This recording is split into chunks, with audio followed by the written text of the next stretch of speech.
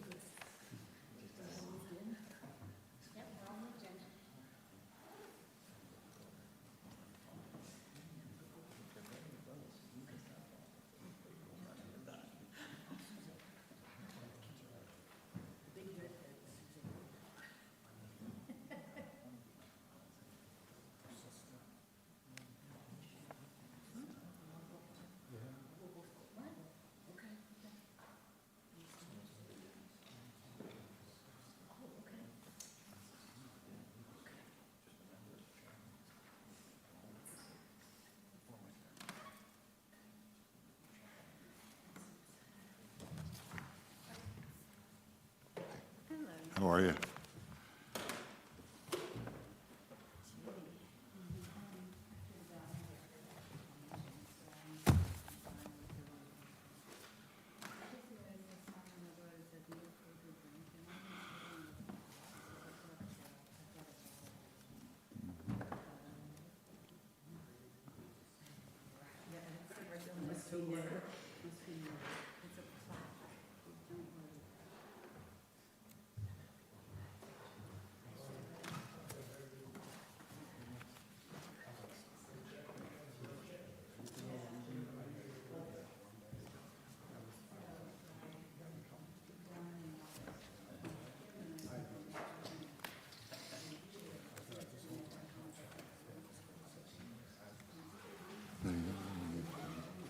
Is there a package for the Lemire here? No, that's just, Is it on your agenda? This is just your approvals and review. okay, This is all your applications, okay, cool. All and right. they should be in order. Well, I moved them, unfortunately.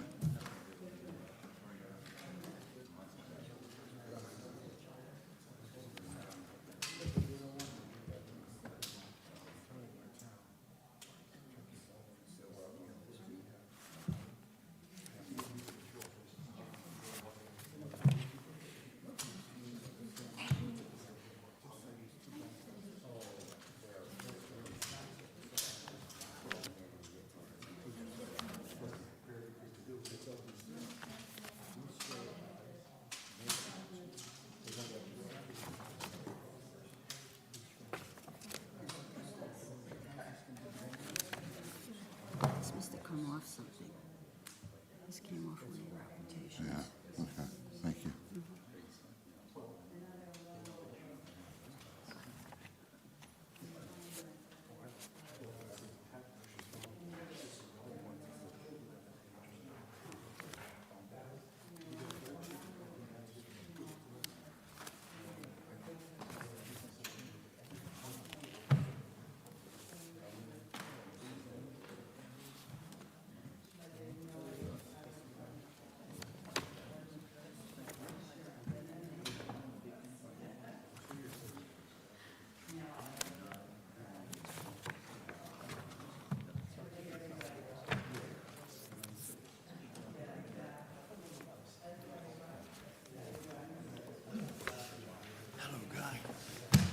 Hi, Tom, how are you?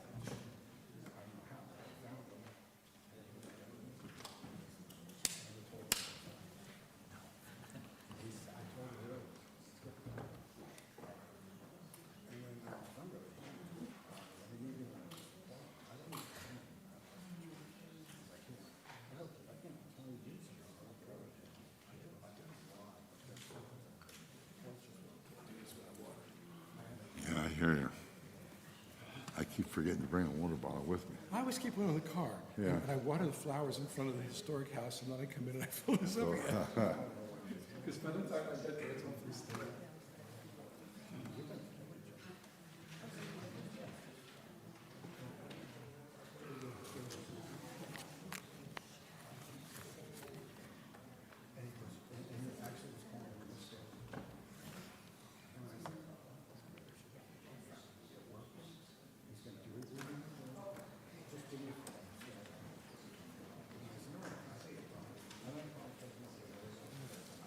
Good size house, didn't it? Yeah, yes, yeah. Hopefully, a lot of them will blow right through. Well, I hope so, because it's about 10. Yeah.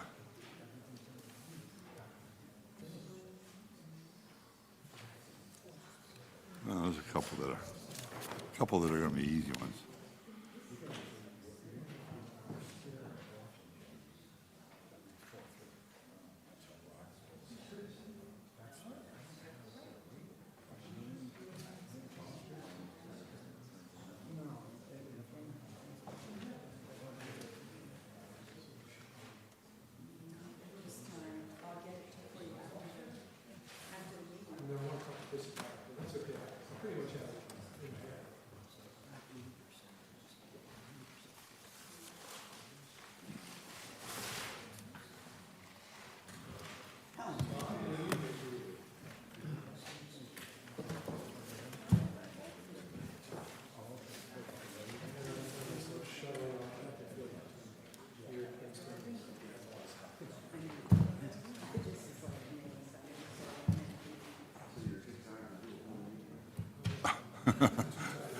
That's good. I like that. Too tired.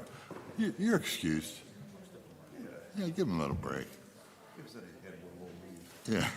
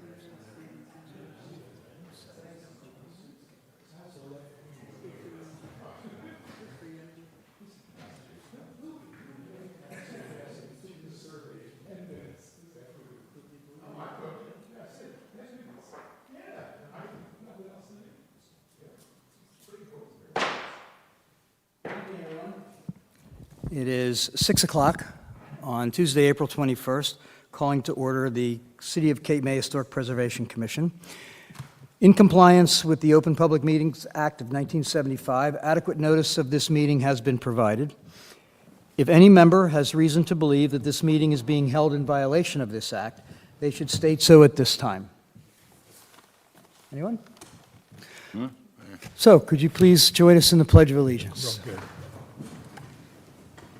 Pledge allegiance to the flag of the United States of America, and to the republic for which it stands, one nation, under God, indivisible, with liberty and justice for all. Could we have the roll call, please? Mr. Carroll. Here. Ms. Wilson Stridick. Here. Mr. Stevenson. Here. Mr. Hammerin. Here. Mr. Becca. That's you. Oh, here. Thank you. Mr. Kurtz. Here. Thank you. Judy? Thank you, everyone. Judy distributed to everyone last week the minutes from our last meeting on March 17th. Has everyone had a chance to review those? If so, would I like to entertain a motion to approve them? So moved. Second to the motion. Moved by Mr. Hammerin, seconded by Mr. Testa. Roll call, Judy? Mr. Carroll. Yes. Ms. Wilson Stridick. Yes. Mr. Stevenson. Yes. Mr. Hammerin. Yes. Mr. Testa. Yes. Mr. Becker. Yes. Mr. Kurtz. Yes. Thank you. We also received from Judy an invoice, so it was for payment of bills to Chris Gilden Schwartz Law LLC. To entertain a motion for paying of this bill. Motion. Second. Motion by Mr. Stevenson, second by Mr. Carroll. Mr. Carroll. Yes. Ms. Wilson Stridick. Yes. Mr. Stevenson. Yes. Mr. Hammerin. Yes. Mr. Testa. Yes. Mr. Becker. Yes. Mr. Kurtz. Yes. Thank you. We have 5 resolutions that require approval. There's Adis Incorporated does business as Lemaire Beachfront Resort at 1317 Beach Avenue, Resolution 2025-08. Granados and Rue, 500 to 502 West Perry Street, Resolution 2025-09. Delisle at 119 Stockton Place, Units A and B, Resolution 2025-10. Kimsey at 290 Windsor Avenue, Resolution 2025-11. And finally, Drake at 17 South Broadway, Resolution 2025-12. Do I hear a motion to approve these 5 resolutions? So moved. Second. Moved by Mr. Testa, seconded by Mr. Kurtz. Roll call? Mr. Carroll. Yes. Ms. Wilson Stridick. Yes. Mr. Stevenson. Yes. Mr. Hammerin. Yes. Mr. Testa. Yes. Mr. Becker. Yes. Mr. Kurtz. Yes. Thank you. Applications approved and denied in review. A very long list for everyone that I think maybe we've all had a chance to review. I'd like to entertain a motion to ratify this list of applications that were approved and/or denied in review. So moved. Second. Moved by Ms. Wilson Stridick, seconded by Mr. Carroll. Roll call, please. Mr. Carroll. Yes. Ms. Wilson Stridick. Yes. Mr. Stevenson. Yes, except abstaining on 227 North Street. Thank you. Mr. Hammerin. Yes. Mr. Testa. Yes, but abstaining on Hendricks 106 Trenton and Miller 1502 New Jersey Avenue. Thank you. Mr. Becker. Yes. Mr. Kurtz. Yes. Thank you. Okay. So you may recall last month, we read for the first time a purpose statement for HPC's work that emerged out of a half-day workshop where all the commissioners got together to really dive deeper into what it is that we're trying to accomplish with our work in service to our community. And we came up with a purpose statement, and I'd like to ask Janice if she would read that to us, please. The purpose statement of the HPC is to serve as a catalyst for guiding and valuing Cape May's historic, cultural, and natural resources in ways that inspire and unite our community to steward these resources for the benefit of all, so that present and future generations continue to express the unique quality of life in this place we love. Thank you, Janice. So before we get into our old business and new business this evening, is there anyone who would like to offer any public comment before we get into our business? Hearing none. Would like to suggest that we have a very long agenda this evening. We have 10 projects, and after 9:30, we will be hearing no more openings of projects. So I'm going to ask all of you, in making your presentation, to see as much as possible if you can stick to the essence of your presentation, and ask us to be as expeditious as possible with our comments. And if we do that, I believe we can get through these fairly effectively this evening. So with that said, could we start, please, with Beatty and Gorman, 1142 Washington Street?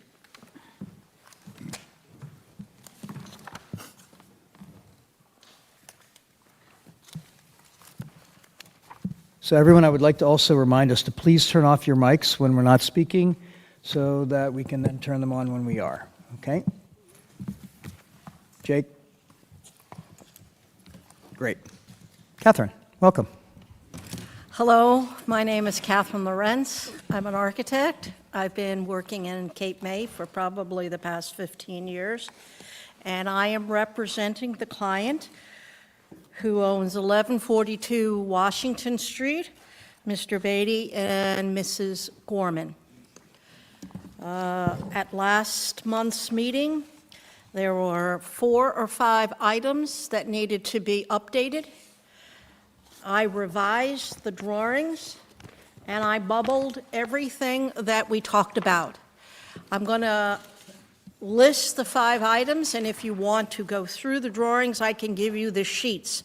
But the first sheet to look at would be A2.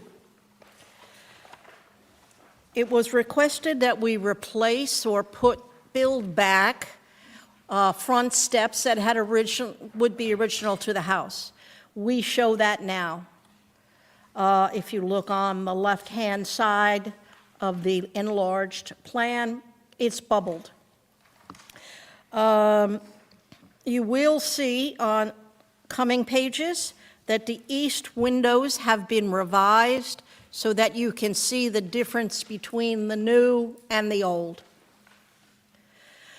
Also on this A2, we have shown the location of the condenser in the rear of the building and the new shower. There will be a drawing, an elevation that will show you that. And then the rear deck has been moved approximately 9 inches away from the face of the addition that was added during the 1940s, so that you can again see where the old and the new are. If we look at sheet A8, you can see clearly the plans would show you the front steps on the left-hand side. And because we had an averaging survey done of the block, we do not need to have a zoning compliance for this. We also show on the right-hand side a big bubble that indicates the new location of the condenser unit and the new location of the shower, and the porch pushed to the north about 9 inches. If we look at sheets, the last 2 sheets, which would be 12. 12 shows the front elevation of the house. It shows the new stairs that are added to the, which had probably, most likely, I'm certain there were stairs there when the house was first built. It's very similar to a house that I worked on across the street, and we would match the railing on the new stairs. It also shows the side elevation on the top sheet, which we're looking at A12. Then, if we go to the last sheet, the upper elevation, again, shows the side of the stairs on the right-hand side, and it also shows the condenser, which would be hidden by horizontal wood cedar lattice. The lower elevation indicates on the right-hand side the lattice enclosed condenser unit, a new shower that would be made out of teak or cedar, and it also indicates the deck being pushed over a little bit to the right to distinguish the new from the old. So these were the 5 items that had been discussed, and we have complied. Great. So Catherine, I'm going to ask folks to comment around the table, but before we do, I believe I heard you say that this will not require any zoning approval. Is that correct? Yes. Except for maybe, what about the stairs that are, the special exception for the stairs that now are encroaching further into the front setback? Have you discussed that with zoning? We did an averaging survey, Okay. and they do not encroach. The averaging survey indicates that, I don't have it in front of me, but I believe that we have a 10-foot setback, and we're gonna comply Right. with the averaging survey. So this complies with that new exception in the ordinance for steps in historical districts for houses, yes? It complies, yes. Great, okay. Mr. Kurtz, how are you? Have you any comments on this project? Okay. Excellent. Just positive comments. You seem to have complied with everything coming from our conceptual approval to the point where this is final, so it's fine by me. Janice? Looks great. I think you've complied with the request that we made from the committee. You know that I voted against this project, and I still continue to have those concerns. And thank you for your very, I'd say, brief and straight-to-the-point presentation, and for responding to all 5 requests that we had made. So I'd like to entertain a motion for this project. Yep. I will make the motion that we grant final approval to this application. I will second it. Moved by Mr. Testa, seconded by Mr. Carroll. Roll call, please. Mr. Carroll. Yes. Ms. Wilson Stridick. Yes. Mr. Stevenson. Yes. Mr. Hammerin. No. Mr. Testa. Yes. Mr. Becker. Yes. Mr. Kurtz. Yes. Thank you. Thank you, Catherine. Thank you all. Bye. And that was a lot shorter than the average presentation that you made, Willis. Moving on. Still old business, 230 Grant Street. That's Lot 14, Block 1019. New house. If you gentlemen could please state your name and your role on the project. James Chadwick, architect and engineer. You were good. You're just not close enough, that's all. James Chadwick, New Jersey registered architect and engineer. Thank you. Good evening, Peter Chicanius. I'm an attorney at the law firm of Highland Levin Shapiro, representing the applicant. I don't anticipate speaking much today. I'm mostly here because the applicant unfortunately could not be, so she asked me to be here in her stead. Brief introduction to the application. As the chairman mentioned, this is for final approval for a new single-family dwelling at 230 Grant Street, Lot 14.01, a proposed Lot 14.01 in Block 1019. The applicant is Catherine Healy. We did receive final planning board approval for the subdivision in February of this year. The resolution was then adopted in March. So we've received conceptual approval, which Mr. Chadwick will recap better than I could, and of course, we're here for final approval. So, Jim, feel free to take it away. Thank you, Peter. Ladies and gentlemen, we were here before and obtained that conceptual approval. It's a 2-story, single-family residence above a garage. There was discussion at that point in time about provisions in the regulations about garages below structures, et cetera. And we presented to you a plan that you approved that provided access to the garages from the side. And in addition to that, recessed the garages into the building so that they were less visible or not even visible from the street. We also were raising the front grade of the properties so as to limit the amount of objection people might have for seeing a structure built above the garage level. The board saw fit at that point in time to grant us conceptual approval.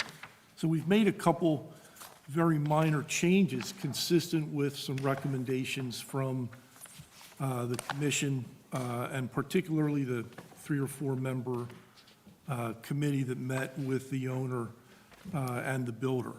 Specifically, there was a request that we redesign the front stairs at this building. Originally, the stairs came from each side to a landing in the middle, and then presented people upon the front porch in the middle of the building. There was a suggestion that we redesign those stairs so as to start in the middle, move left or right in front of the porch, and then enter the porch to each side, directly in front of slider doors that are on the front wall of the building. We made that change consistent with what the board members requested, and it's presented on your plans here on sheet 2A on the floor plan, and on, boy, that's small writing. Sheet 4A, which is the final front building elevation. You'll see, as I say, those stairs now start in the front, break right or left, and then enter the porch in front of each of the doors on each side. So that change has been made. The other change we made was a change to the railing system at the rear of the building. Last time we were here, the railing was a wire-type railing system, and the request was to create a more consistent railing system in the back, consistent with what was being presented at the front of the building. So if you go to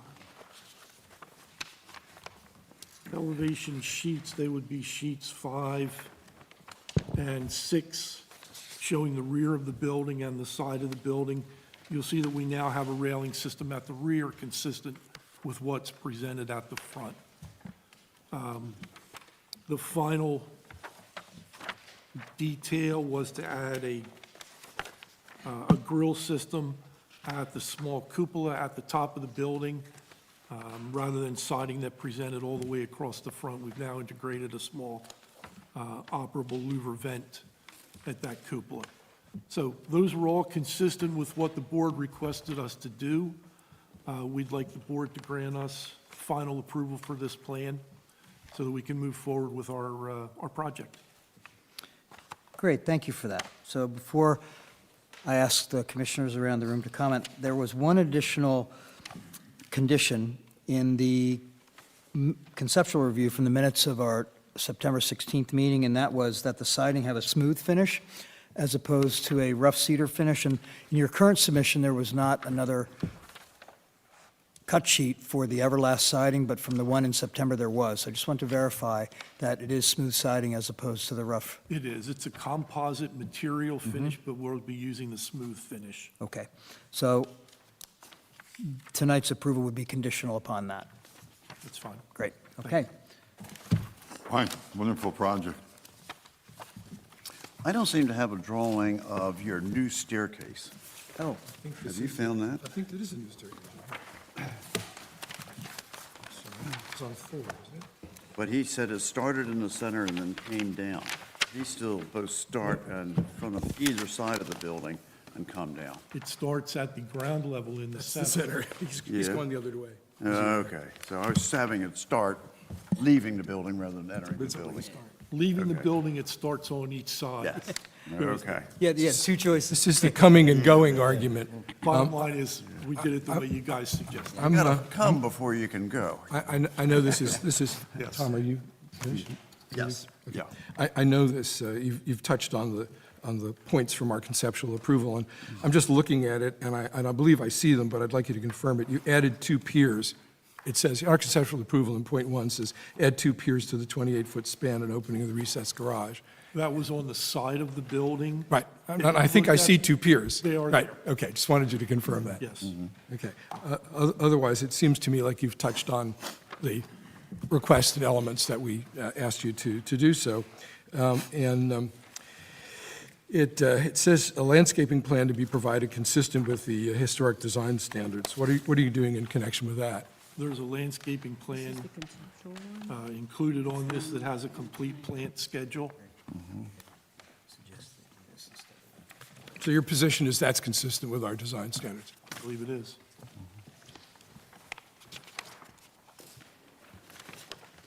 Over to you, John, or the other way? I don't have any further questions. Yeah, I think you've done a great job bringing it in compliance. Thank you, sir. What we suggested. I think they've addressed the items we brought forward from the committee. Yes, thank you for working with us and coming in, chatting in review, and for making all the revisions we requested. With that said, We appreciate your input. I'd like to entertain a motion for final approval Make the motion. Final Second. approval as is. Second. with one condition, and that is the smooth siding. Smooth siding, Yes. correct. Yes. Okay? Yep. So, moved by Mr. Kurtz, seconded by Mr. Hammerin. Roll call, please. Mr. Carroll. Yes. Ms. Wilson Stridick. Yes. Mr. Stevenson. Yes. Mr. Hammerin. Yes. Mr. Testa. Yes. Mr. Becker. Yes. Mr. Kurtz. Yes. Thank you. Thank you very much. Thank you all for your time. Did I beat her time? No, you're doing well, you're doing really well, yeah. Mine was easier. Thank you. Thank you very much. On to new business, please. First order of new business is Taylor Gordon at 921 Washington Street. Just for my repeat. No. Chairman, I have to recuse myself from this? Oh, please, thank you, Mr. Kurtz.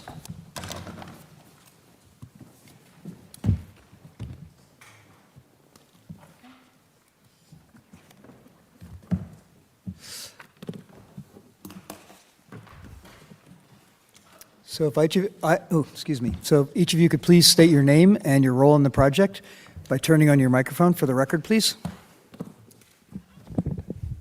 Good evening, Mr. Chairman, members of the commission. Anthony Monzo from Monzo, Catanese, Delalis, representing the applicant, Suzanne Taylor and Kimberly Gordon-Taylor. I'm Suzanne Taylor. And I'm Kimberly Taylor Gordon. Welcome. Thank you. Sure. The floor is yours. I have some exhibits, Mr. Chairman, that I'd like to pass out.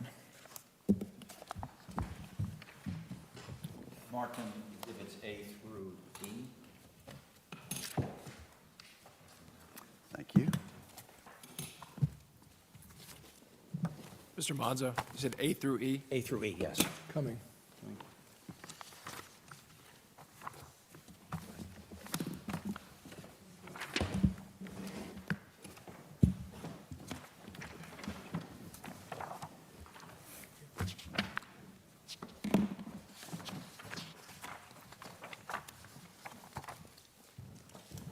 I'll briefly explain the exhibits before I go through our presentation.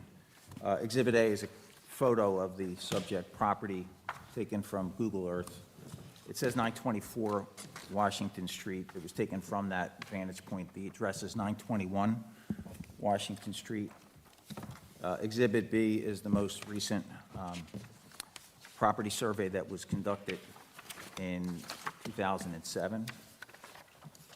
Exhibit C is an old survey, building profile, that was done. It's undated. I don't know when it was done, but it was in the file that we received from the HPC. Exhibit D is an application from 2011, approved by the commission to replace a portion of the existing roof with asphalt shingles. And Exhibit E is an application. I couldn't find an approval in the file, but this is an application from 1990 when it looks like a majority of the roof was replaced with this fiberglass shingles. I believe they were asphalt shingles and comparable material. Not sure exactly what that was. So this application is for the replacement of an existing roof that has asphalt. And the two owners who are here have been involved in this property for many years. Their parents bought it in the 1970s, and they are aware of it being replaced at least once. It was asphalt when they bought it. The roofing materials that were added over existing asphalt were asphalt materials. And they want to put a new asphalt roof on, matching the existing roof. And the reason is, although not necessarily relevant to the commission, is they're having problems getting insurance because of the condition of the roof. It needs to be replaced. So with the problem that they faced is underneath 2 layers of asphalt, they found cedar. And it's not clear if that was the original roof, probably was, although the home was built in 1888. And in 1888, asphalt was not an option. Didn't come into existence until, I believe, the early 1900s, probably 1920s. And based on the standards, it looks like since the 1920s, asphalt has become probably the most recognized or usable roofing materials.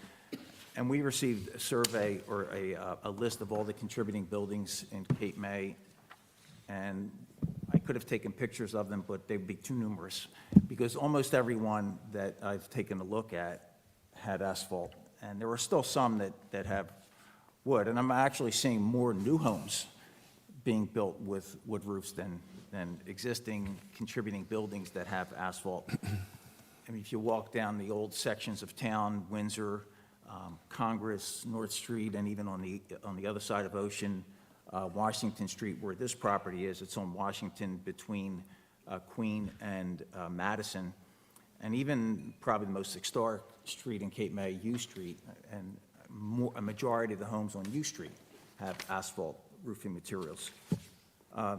The standards have a few sections that talk about roofing materials. And nowhere in these standards does it say that if there's evidence of the original roof, it must be replaced with the original roof. It says it should be, and it's encouraged. I believe the goals of the commission are to preserve, to the extent possible, historic structures.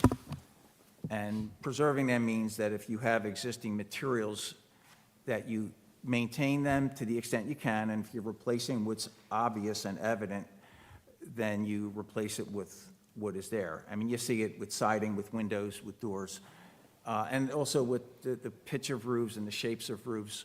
But there's a section on page 21, I believe. It is 21. 21 has the standards, I guess, for historic or contributing buildings, and number 2 says if the original or historic roof does not exist, but there is physical or documentary evidence, historical evidence that the original roof, it is encouraged that the new roof replicate the original in shape, line, pitch, overhangs, and materials. And then it says that in the last sentence, same for same replacement is appropriate in many instances. So I don't know that it really makes a difference whether the cedar was removed before the asphalt was put on, or whether it's still there. The evidence to me is the fact that the home was built in 1888. And it was built either with a cedar roof, possibly slate, but I don't think the homes use slate. You see it probably in some of the larger buildings, and I think I see some that may have asbestos, but I'm not sure that was the material used in the 1800s.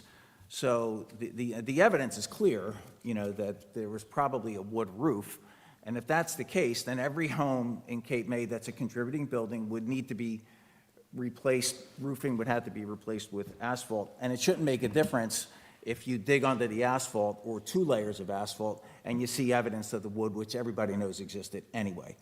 So, with that background, and the HPC does a great job in preserving historic buildings, and, if wood roofs were affordable to people, and I know money's not a factor, but most people would probably want to put a wood roof, but it's just, economically, it's not feasible, and that's why you see asphalt roofs throughout Cape May on contributing buildings, probably on some key buildings, although I was focusing mainly on the contributing buildings. Our clients are here to provide testimony, to answer questions. I'm not sure they need to say anything other than to address questions that the commission may have. They did present this in committee last year, and it was not approved in committee, and so we asked for a full commission hearing on this. I'm sorry, I didn't get the name of the second owner. Kimberly Gordon Taylor. Thank you. Kimberly Taylor Gordon. I'm sorry. I had that mixed up. Thank you, Mr. Monzo. This is an issue that has come up before us quite a bit, and we've been working towards a common interpretation of what our standards say, as well as what the state says, as well as what the Secretary of Interior standards tell us. Quite a bit of additional research over the last couple of months has revealed the following, and these are what I have written and shared with my commissioners as a potential common interpretation. 1, contributing properties with existing, currently visible, and functioning wood shingle roofs will be required to use wood shingles, cedar, as the roofing material for repair and placement. The rationale for that would be item number 1 on page 21 of our standards, which states that very clearly. But that's not the case in this instance. You have had asphalt shingles on this house for at least 15 years, likely quite a bit longer, based upon the evidence that you presented. It's 50, based on the time their family acquired it. Our parents bought it in the 70s.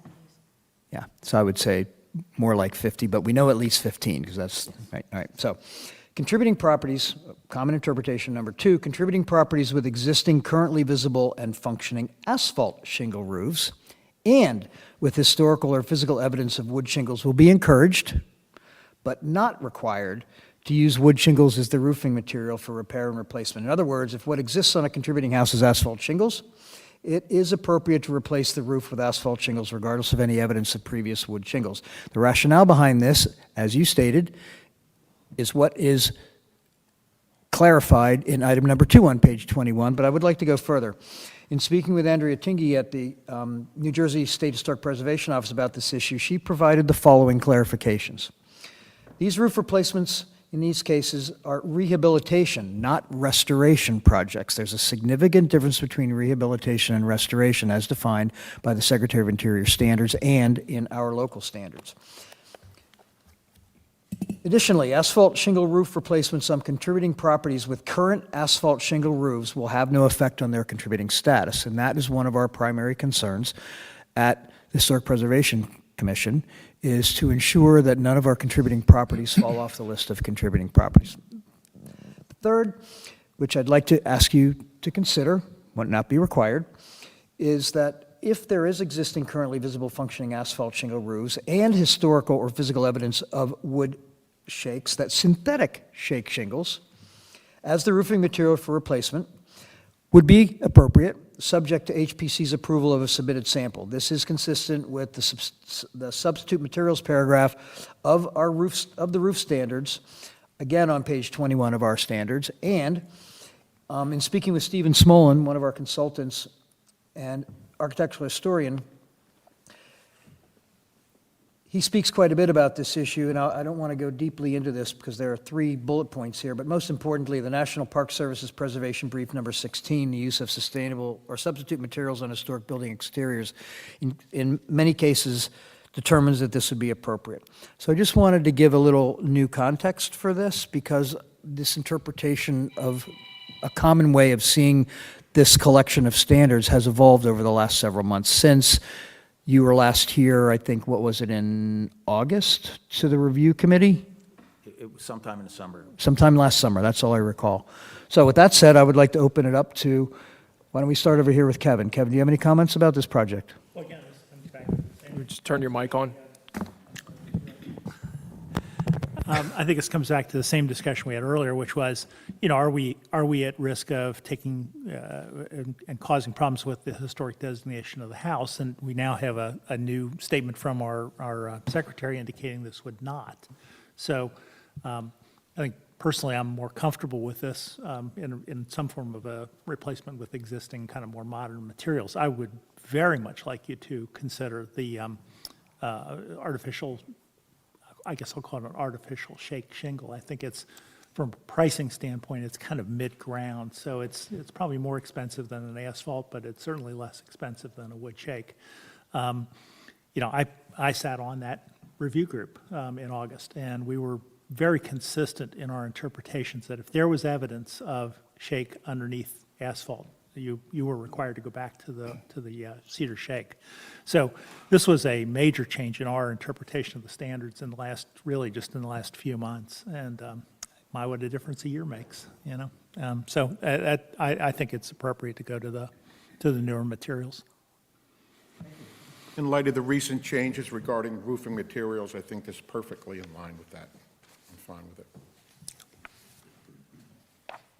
Yeah, I think it would be good to look into the cost and the durability of the alternate shakes.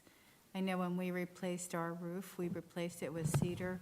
It had a 30-year life, which I thought was worthwhile. And we had Hurricane Sandy to pay for it. So we were happy to see the cedar, the original cedar on our contributing home, but roofs are expensive, and you got to do what you can do. Keep the house sound. Keep the house. Pass it on to me. Yeah, I am one of those people who believed when we were looking forward for evidence of original materials that the continuation of those original materials, even if they were hidden, was important to bring them out again. But in light of the last few months and the last year's worth of research, particularly two things. One, the characterization of the replacement of a roof as rehabilitation, which has a lot more flexibility to it. And I think we're pretty comfortable now in understanding that a roof replacement is rehabilitation. It's not restoration, to which we might adhere to a stronger standard. And when the design standards were written, they were written with the word encourage, and there was a fair amount of discussion over what encourage meant. Encourage a lot, require you, maybe just suggest. They really were meant to encourage you fairly forcefully, but they left room in for the use of a different material. And the last thing that I'm influenced by here is that we're all extremely concerned and worried when any contributing property comes up for a change where there's a potential loss of contributing status. And that to us is a serious thing, which is why we're so protective of what we've been doing in terms of keeping those status. I'm now persuaded that doing a roof rehabilitation with this kind of material does not, absent some other circumstance, threaten the contributing status of your structure. So I'm going to say that this is asphalt, and if you want it to be asphalt again, it can be asphalt. Although, as it's been pointed out, substitute materials are really making fast progress, and you might want to consider that really seriously because it will be a better look for the house. I've said too much. Good. On to Tom. We're dealing with applicants that obviously love their house and are taking very good care of it. We know for a fact that a properly done cedar roof is an incredibly expensive, and its life is not as long as proposed in all the different ads. It's thinner now. It has to be put on over slats, not over plywood, so it can breathe. There's a lot of reasons to say this is the way to go. And if you do this and save money, you'll have a lot more money to do all the other beautiful things that you want to do that are far more visible than anything than the roof on the house. It's a great house, and we're so glad you all have it. Thank you. We love it. So not to protract this discussion, just have a couple more comments about this. Would entertaining using a synthetic shake at all interest you folks? Because if not, I won't continue with what I was about to say. I think it's something to consider, sure. Okay, so they are more expensive than asphalt. They're generally speaking 40 to 50% less, basically about half the cost of wood shakes, but there are a couple of significant advantages. So what are we trying to preserve here? Well, one is we're trying to preserve an historic look. I defy any of us in this room to be able to, from even this distance, be able to tell the difference between these synthetic shakes and an authentic shake shingle. There are three manufacturers, and there are many manufacturers, but there are three in particular who do an extraordinary job at replicating that look. But if what we're also trying to protect is is preservation through fire protection and impact resistance. So fire protection, these are incredibly fire resistant, these polymer materials. Second, the most damaging thing to a shake shingle is actually impact resistance. And in a place that has this much wind, where we have branches falling on roofs, that tile cracks, water penetration, now that's not really preserving the character or the quality of that house anymore once that shingle is compromised. They're also lightweight. Interestingly, one question might be about their durability, but they've been around since 1998, so we at least have 27 years of data about them. Many of them have a lifetime warranty, and some of them also have a significant amount of recycled material content. So I just throw out that as other things to consider in making this decision. So with that said, anyone prefer to make a motion Well, about? we could make a motion to grant final approval and allow the alternative use of the substitute material. So I'll make a motion to approve the application as submitted to permit the installation of an asphalt roof, but in the alternative, if the applicants wish to use one of the synthetic materials, which would probably need to be reviewed by us to make sure the choice is one that we agree with, we would leave that as a second potential. Would that be reviewed in committee? Yeah. Yes. Yeah. And I would be happy to give you the names of, since I'm giving you three, there's not one that we're saying is our preference. But the three manufacturers are Cedar, Da Vinci, and EnviroShake. I can give you websites if you'd like. And I think we would have well known what we would have approved in committee rather than do another hearing over the whole matter. So I think, We have a motion before us? yeah, I think that was clear enough. Do you have the motion clearly, Judy? Okay. So here's a second. I'll second that long motion. Moved by, We were moving so fast. moved by Mr. Testa, seconded by Mr. Carroll. Roll call, please. Mr. Carroll. Yes. Ms. Wilson Stridick. Yes. Mr. Hammerin. Yes. Mr. Stevenson. Mr. Testa. Yes. Mr. Becker. Yes. Thank you. Thank you. Thank you. Motion carries. Next on our agenda for new business is Taylor Burton at 921 Washington. Oh, sorry, we just did that. Sorry. Burton at 302 Howard Street.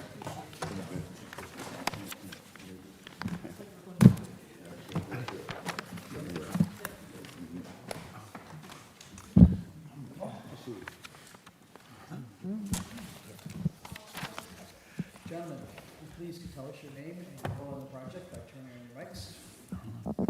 You're already on. Yeah, there you go. I'm Kevin Olant, Project Manager at Fenwick Architects. John Burton, owner of the property on Howard Street. Good evening. Okay, so I'll try to be brief, since I know you're got a lot to attend to tonight. The property in question is 302 Howard Street. It's an existing, non-contributing property. It's a 1.5-story home, built around 1950. And actually, the half-story is just a mechanical attic. It's not even occupied. So currently, it only has 2 bedrooms. And so really, the purpose of what we're proposing is Mr. Burton wants to add additional bedrooms to accommodate the extended family and to raise the home up to the current flood regulations. And so the proposed addition is going to create a 2.5-story home. We're going to lift the house approximately 3 feet. And the basic shape is a cross-gabled roof. We're going to keep the existing first floor intact, basically take the 1 bedroom and create a staircase in it. And so we're going to keep the existing 1-story porches at the front and the rear of the property. And then to mitigate some of the height lift, we're going to put a planter in the front about 16 inches high so that we don't see as much foundation. The materials proposed will match the existing construction. It's currently got cement board clapboards on it and an asphalt shingle roof, and we're going to maintain that in the proposed work. In terms of the streetscape, the neighborhood's a mix of different styles and different periods of construction, but most of the older homes are 2.5 or 3 stories high, and our home proposed is 2.5 stories. The immediate neighbor to the right is a 2.5-story home just a couple years ago. We actually designed it. So in summary, we think the proposed additions create a home that complements the neighborhood and it has appropriate massing and style. And I'll open it up for any questions. Thank you. Just one comment, and it's also a question. You are submitting for final. Yes, we would like final approval. I don't think that's going to be possible because it appears that you will need zoning approval for this because you are already in a non-conforming setback situation that you are continuing forward with. So it appears as if you'll have to get The zoning. new construction, however, will be inside. The second floor is going to be set back from the front so that we won't require it. We have the right under the land use law to lift our house to the minimum flood regulation height.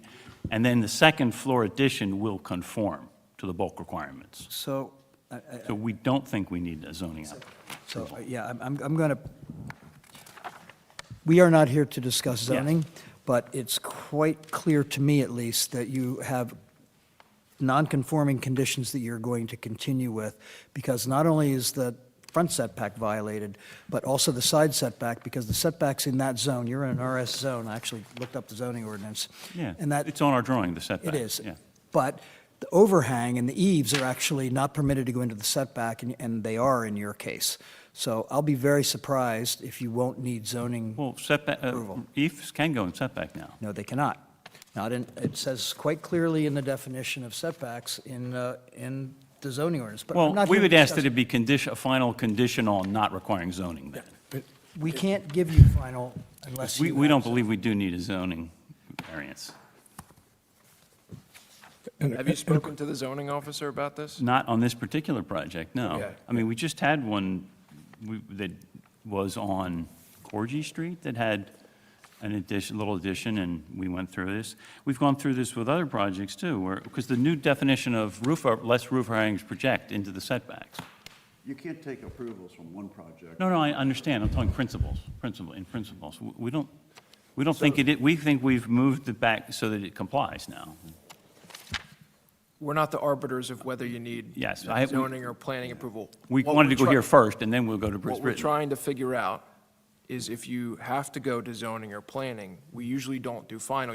You've been here before, you Yes, know that. I understand that. So what we can consider is conceptual. Now, if you go to the zoning officer after this meeting, have a conference with them and say, the FAR is this, the setbacks are that, we're going up here, we're showing this, and then he looks at that and says, you know what, that's fine, that meets the letter of the code. That's fine for this board, and you can come back for final next month if that's the case. But I think right now, there's some hesitancy on that, just from purposes of, there's a lot of moving parts on this. It doesn't mean it can't happen, but this board likes to see, usually if you don't have a resolution from a board, we want to hear that there was a conversation with the zoning officer to confirm, yes, this is your last stop before we give out final. Yeah, we're just trying to streamline the process. Sure, that's all. and we're not trying to make it any more complicated, but we also want to make sure that it's following the usual process. Well, and the process can be streamlined in the sense that we can work through this as conceptual, and if you come out of conceptual here with a small number of comments and changes, you'll get a conceptual review letter. It turns out you don't have to go to the planning board, you simply make those changes, come back, and you get your final approval. Sorry to interrupt, but the first application on the agenda tonight was here last month. And they came in for final, they got conceptual, they had a line item of things to address, and they came in and they got final tonight. So we're not looking to unnecessarily hold things up, but we want to make sure that everybody gets a look at this, including zoning. And I'm not comfortable that you don't need to do that without having talked to our officials. With that said, we'd be more than willing to discuss conceptual approval. Let's do it. All right? So with that said, why don't we start over with Kevin? Kevin, do you have any comments or questions for these folks? I would say I agree with you. I think the setback, is potentially a zoning issue. So that was my first thought when I saw the plan to begin with. Sorry. I am the worst offender here, I know. I understand. I agree. I thought there was going to be potentially a zoning issue with the setback of the building. So that was my first thought when I saw the plans. The plans themselves, I think, look fine. I mean, the streetscape of the structure from the outside seems consistent, nice, and consistent with the rest of the structures in the vicinity. I saw the setback on the sides and the fact that there was the overhang. I wasn't quite sure what to make of that. So I guess, again, that's a zoning issue. I don't have any particular problems with the structure itself and the plan. Thank you, Kevin.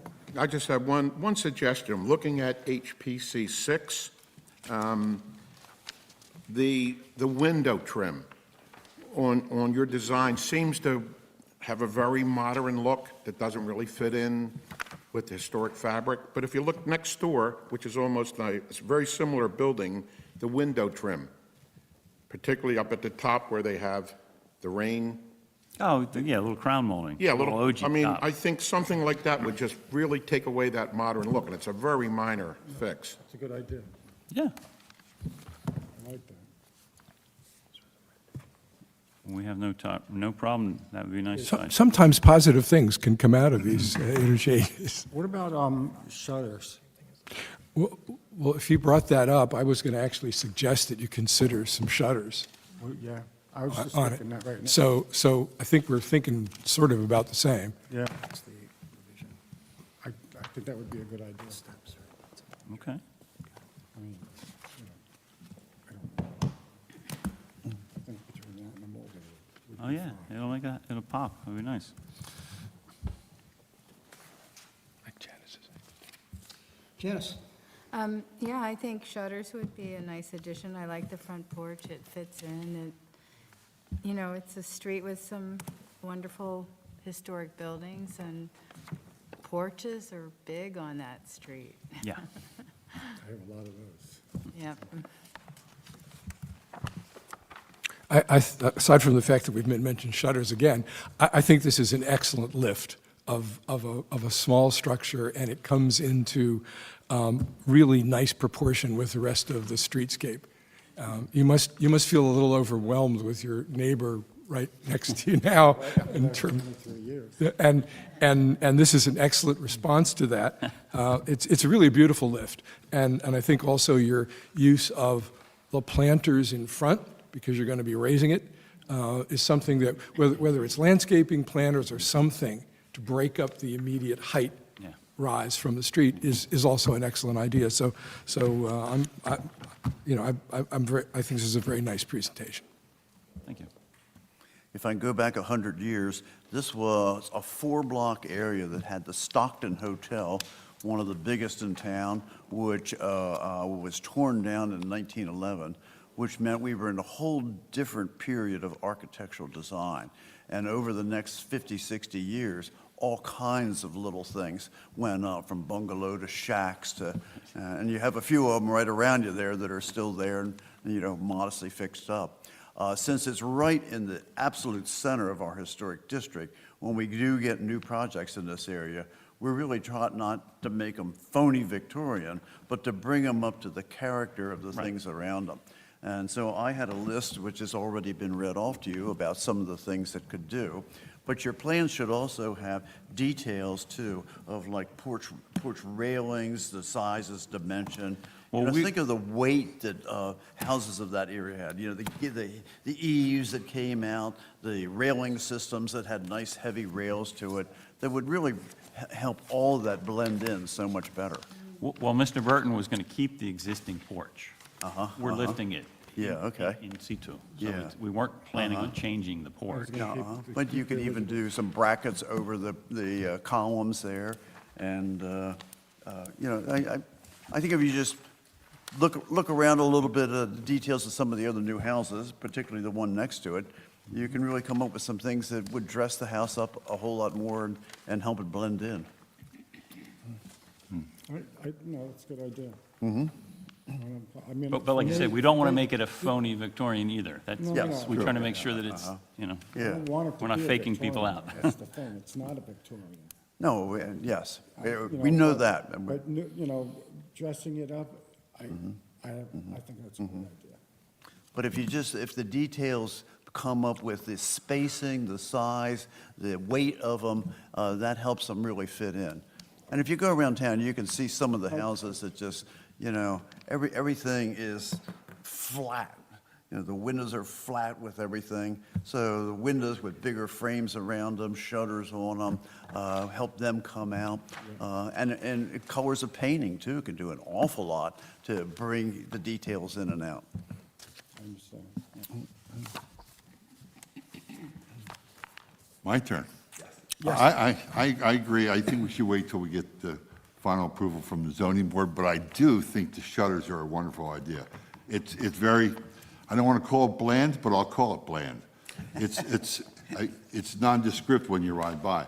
Shutters would make that place just jump out at you. It stands out. That's my only situation. It's a nice project, a nice design. So I think you're very clever about how you manage the second and third floor, staying within the existing setbacks, even though the first floor doesn't. Yeah, we try to make it so it doesn't look obvious that it's, you know. It was really cleverly done, actually. And I think that I may have been wrong about the eaves. because Eaves can now project. Up to That's 18 part of the inches. new ordinance that was passed with Right. porches. And the 18 steps inches. can come out further now, with 5 Yeah. feet from the sidewalk, so that's why we don't think there's any issues. Except there might be one with parking. That's the last thing I wanted to ask you Well, about. it's, Have you talked to- RSIS would give us 2.5 cars, you round down to 2.0, and that's what we have, 2.0. Okay, so I just wanted to make sure that that's what zoning tells you, because if that's what zoning tells you, great. Because sometimes when you look at the New Jersey Administrative Code, it is 2.5 for 4 bedrooms, right? Is what you have? Yeah. Yeah. So that's not our purview, so you may be correct about that.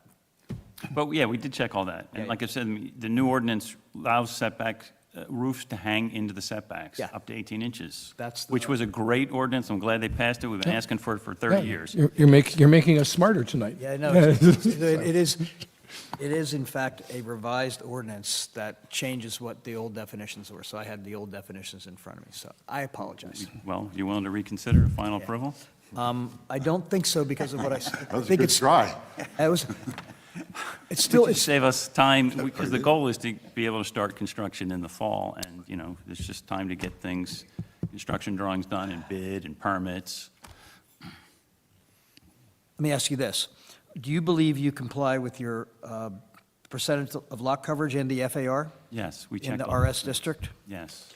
Because, Yeah, so the RS district lets you have 65% FAR, and we are at 57.6%. yeah, okay. And lot coverage, we're right at the 40%. See, I'm going to take that as a representation that they are. I mean, in the sense that, to me, that means he's telling us that, and it may not need verification. So this maybe will be At a. the same time, and Mr. Lance, a professional, and I'm sure he did the zoning chart before he came in here. Even if we gave final, the resolution would be subject to the zoning officer confirming that. Right, if the zoning officer says he won't give us a zoning permit, we would have to come back. But before we, And he's pretty careful about that. okay, Yeah, let's yeah. hold that, because I still have a couple other comments. Here you go. One of the things that I find, it's challenging to review these elevations on HPC 2, because we don't have existing elevations, but I suspect that we don't have existing elevations because what's existing is remaining, and everything above that is something Yes, added, right? that is correct. So, for example, if we look at the right elevation, those 4 windows, formerly 5, above the foundation level They're are what's existing, existing. And is correct. that also the case in the left elevation? Correct. Oh, no, there's 2 new windows on the Correct, left. but the There's no 2 attic windows right now, there's just 2 on the first floor, existing. Yeah, the one vertical one and the one small Yes, horizontal. those are right. existing windows. Yeah. Right. So one of the things that I would just like to ask you to consider here is, it seems like a very odd arrangement of these windows, given that on this first floor, the windows are smaller than what's on the third floor, which would have been a very, very unusual circumstance. I think you know why, though. I They're know egress exactly why. windows. Yeah. And unless we go to casement windows, we can't get them the same size as the original windows. However, I would suggest that you could maybe mitigate that sort of proportionality problem or issue by simply taking on both the left and right elevation, those double windows and separating them a little bit. On the third floor? Yeah, on the third floor. I think that would significantly Certainly. improve. That Let's could be call done. it I'll call it the interestingly, the window-to-wall ratio, that doesn't really change, but the size of that one big window on the third floor on both sides seems out of proportion with the rest of the house. Yeah, Yeah. that makes sense. Great. All right, so I have no further comments. Would we like to entertain a motion for this project? What kind? Well, that's up to the person making the motion. Well, given the fact that the representations have been made that there really isn't going to need to be any, that there's any violation of those ratios, I would make a motion that the application be granted final approval, but it be conditioned on the agreement to take the window treatment, as was just provided in the comments. And I think the other things that we talked about were really suggestions rather than conditions. I don't think anybody here wanted to mandate the use of shutters, although it was suggested to do it. I just brought it up. Yeah, on the front facade, Make a we'd like to better put project. shutters in the front. I have shutters in my house. Much better project. So I guess we could make it conditional on the use of, on the application of shutters to the structure, On Sorry, the Jim. Front facade? front facade. Are these operational shutters window-sized or screw-on shutters that you're asking for? It's a non-contributing structure, it's new, I'm not that far yet. but it would be nice to make It's just- them, I just thought of it right now, so I would have to think about which way to go. There's a big cost difference. yeah, well, an operating shutter is going to have hardware and, Oh, yeah. right, you can't just nail them on. They'll look a lot better. They do look better. But, They do but, look better, They but- cost like, see, and I'm getting myself now into having made this motion. and more. I What think the there's nature- enough details that, that ought to be thought about here. The cornices. So you're thinking the- conceptual? Yeah, the wider window frames, that really ought to be in a plan. Okay, all right, so I will amend that to make this a motion to grant conceptual approval. Okay. Okay, and we need to list the things that we put in the conceptual letter, which would be consideration of shutters. What else are we dealing with? Wider window The framing. frames. Brackets on the columns on the front, some details that just I mean, bring. if you saw my front porch now from the street, I think I have one of the best porches on the block. But now you have two more stores above it. Yeah, so you- exactly, but I'm saying- That porch ought to look a little bit heavier because it's supporting so much of You gotta see a that building porch. above it. It looks heavy. Well, the way this will work is as they're expressed as conditions, they'll appear in the letter of conditional approval. And then when you come back, and that may be very shortly, you'll show us how you addressed those conditions.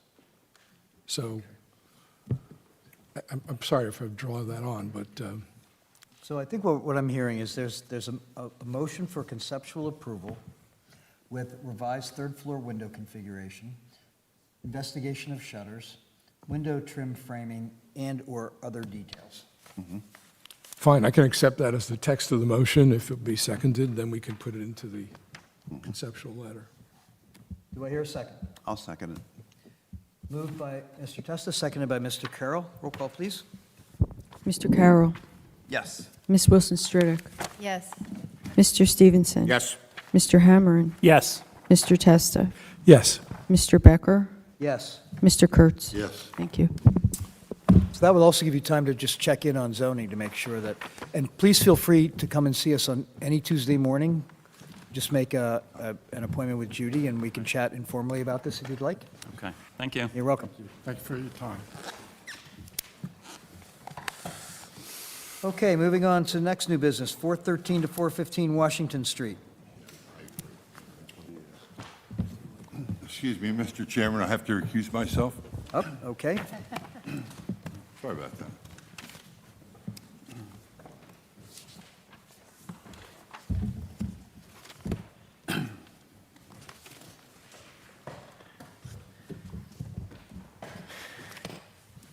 Okay, if you could please just introduce yourselves, tell us your name and your role on the project, please. I'm Danny Uffelman, one of the owners. I'm Amanda Adams. I am one of the owners as well. And I'm John Halberner, I'm the project architect and engineer. Welcome, everyone. Thank you. Floor is yours. Great. We are here this evening. First, perhaps let me clarify. I believe the application did indicate we're seeking final approval, but we do require site plan approval from the planning board, so we would like to amend that on the fly here to be conceptual only. Thank you, you've answered my first question. We submitted concurrently, so we expect to be before the board sometime in the next probably 2 months. So seeking conceptual approval to convert what's commonly known now as the Casals Shoe Store into a new jewelry store. The property is on the north side of the Washington Street between Jackson and Decatur. And it's kind of uniquely situated where it has a pedestrian alley that divides it mid-block. So we almost present ourselves as a corner property from the pedestrian mall. An opportunity that unfortunately the existing store didn't really take advantage of architecturally. We're going to try and remedy that through some enhancement.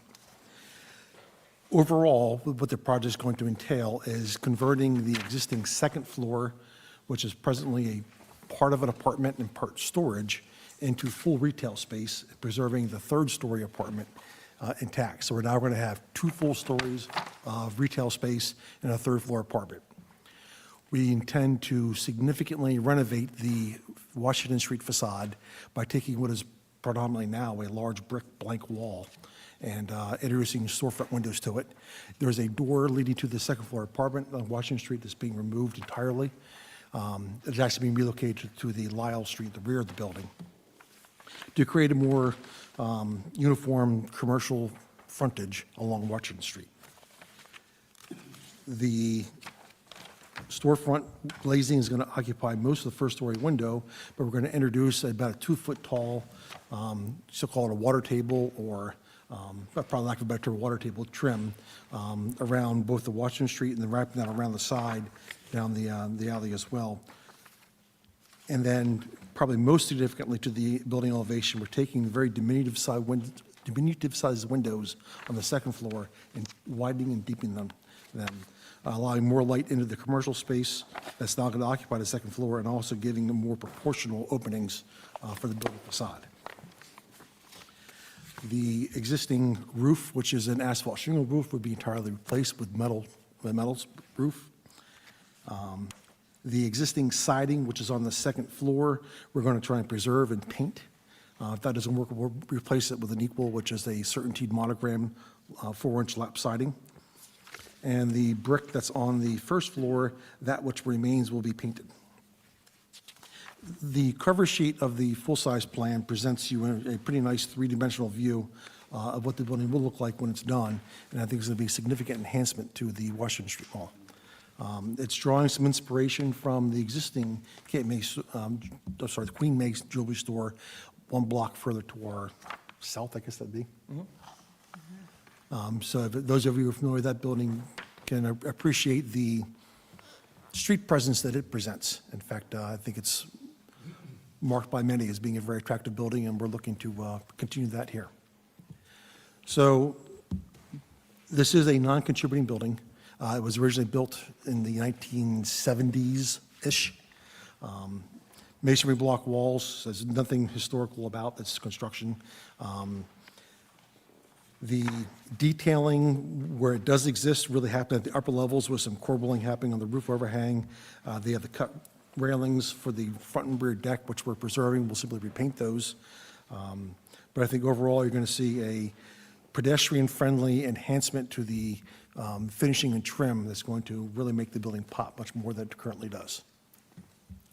The one thing I failed to note that is noteworthy is we're going to take the first floor rear, this is Lyle Avenue facade, and we're actually going to drop that front wall back about 3.5 feet. We're doing that to allow parking, which we're obligated to provide by the zoning ordinance off Lyle Street. So 2 columns will be introduced on either corner to support the second floor and the third floor deck, which overhangs that. That gives us the necessary depth for the parking spaces off Lyle Lane. With that introduction, I'll be happy to answer any questions. So before I ask folks to go around the table and make comments, I just have one quick question. In your cut sheets, you include some siding that has wood grain in it, rough cedar. Correct. So That's probably something that we would ask you to change.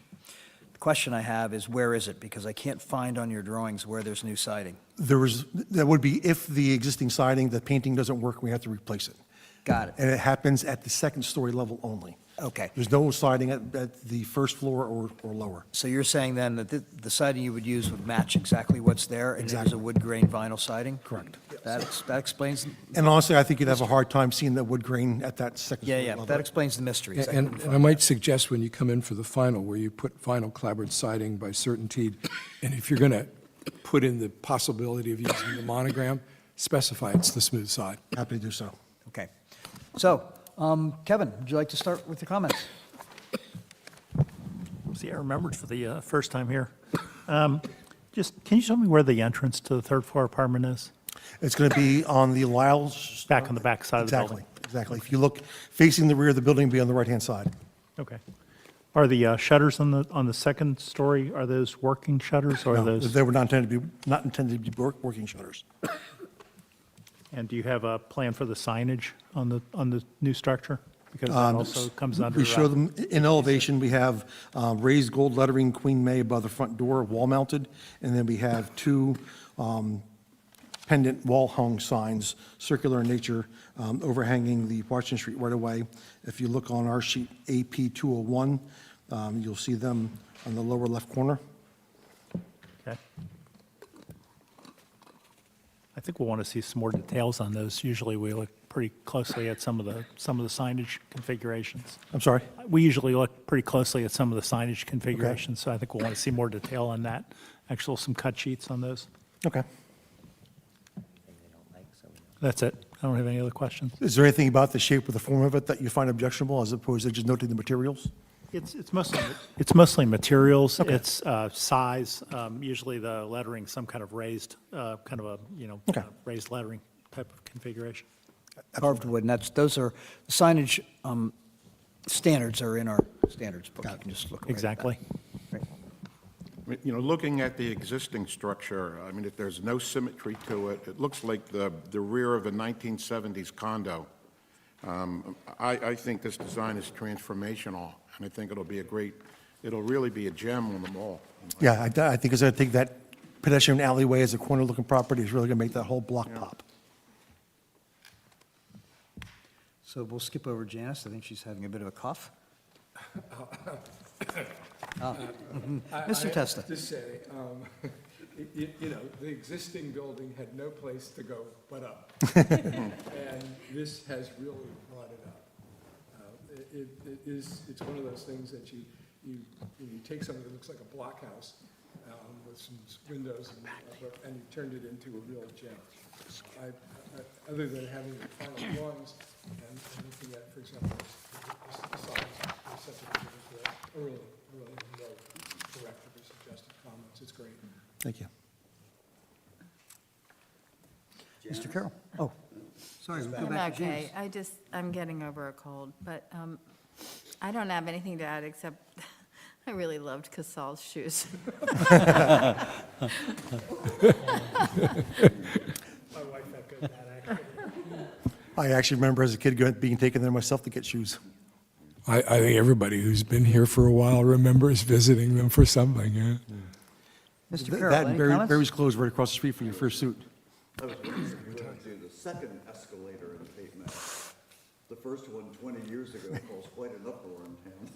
No, there will be an elevator for handicap accessibility, but no escalator. We thought about it, but I assume that the second floor is that going to be part of Queen, of the? Yes. Of the same store? Yes. All throughout. So you wouldn't be calling for a different signage up there? no. One commercial tenant. Okay. One thing with shutters, when you now widen a window, our rules are that the shutters should appear when closed, if they close. Even if they don't close, they appear. To be the appropriate size. So you really have to have like a double fold shutter that would cover the window. So we don't mind that they're not operating, but they should still represent that it's a shutter that would fold out in front of the window. Okay. And you don't have that many windows up there to deal with. So, No. Yeah. And that's really all I have, and I just agree with everybody else. It's going to be a great upgrade. Thank you. Okay, so I agree with what my fellow commissioners have said. I do have one request for you, however, and that is when you submit for final, these elevations are so tiny. Right. It's really hard for us to see the detail that I think we're going to need to see for the railings, for example. I mean, it would be great if, first of all, existing and new were at the same scale, Okay. right? And second, if you could fit all four of those on 111 by 17, we'd be able to assess them, I think, far more carefully. The 11 by 17 is kind of at odds with a larger scale, but we'll see what we can do for you.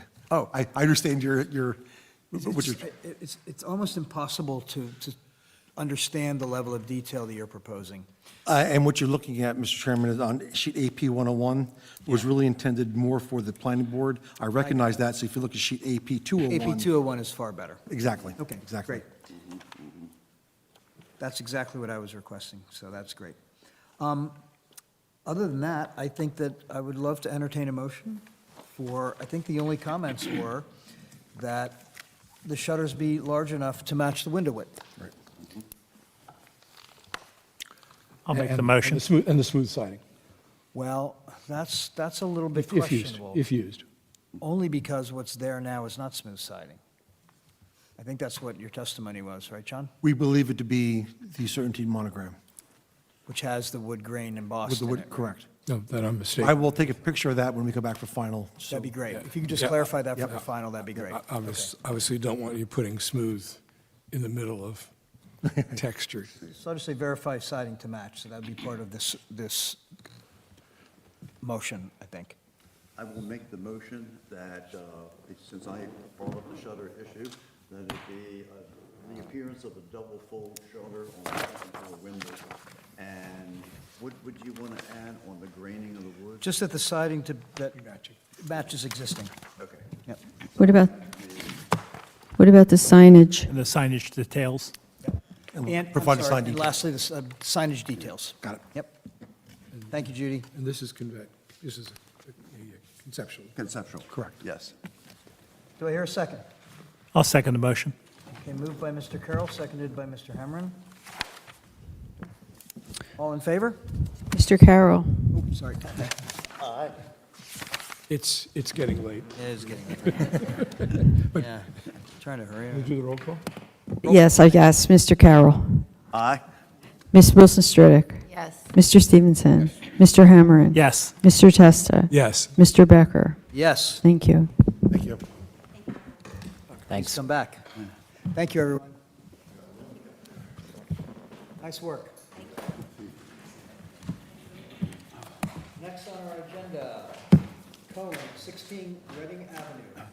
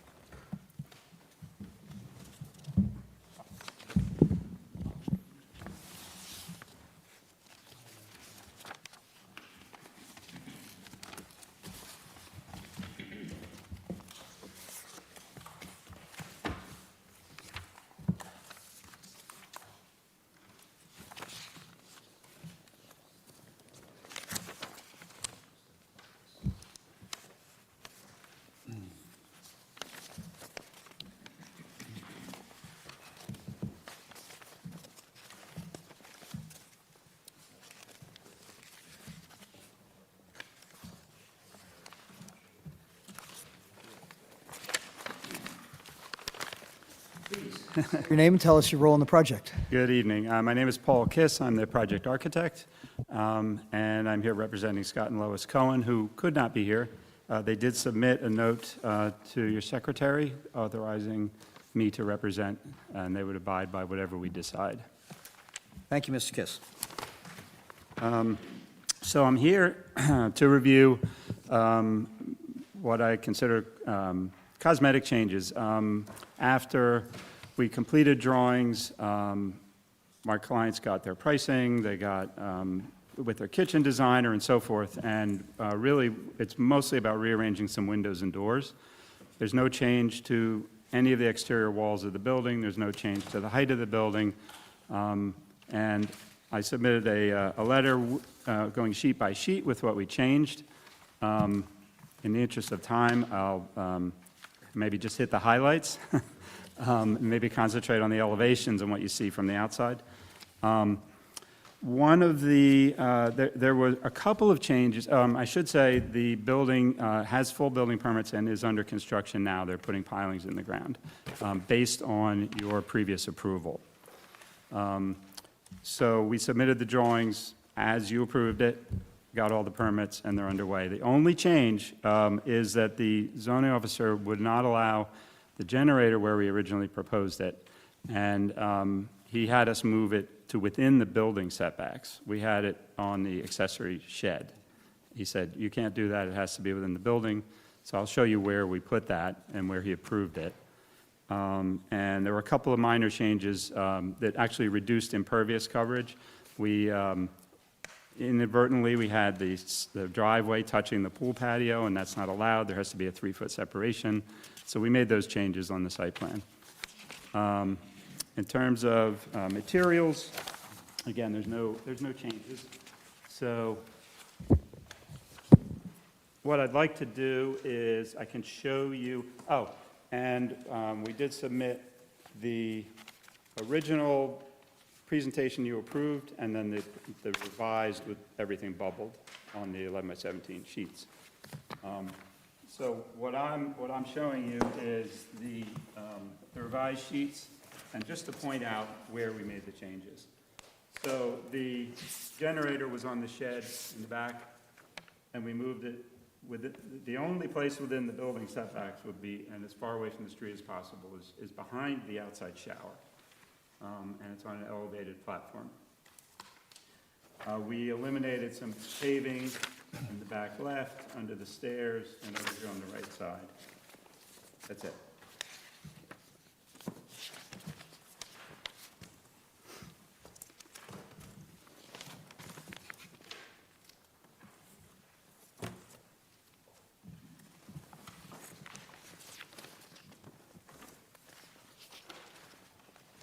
And that's what's in your 4-page letter?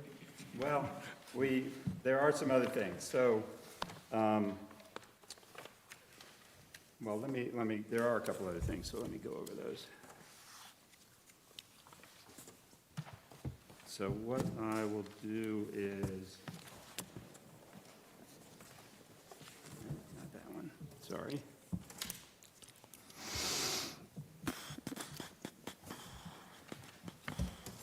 Okay, I will look at drawing number A1, which shows the lower level plan.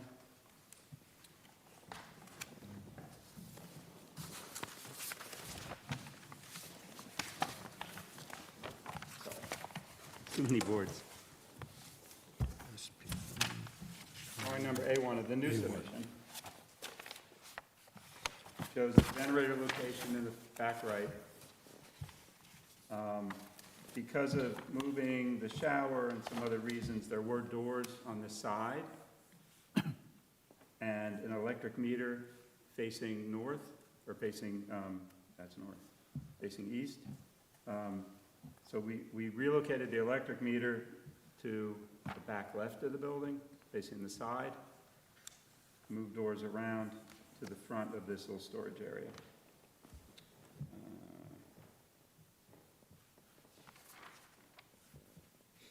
And I think everything else you'll see on the elevations.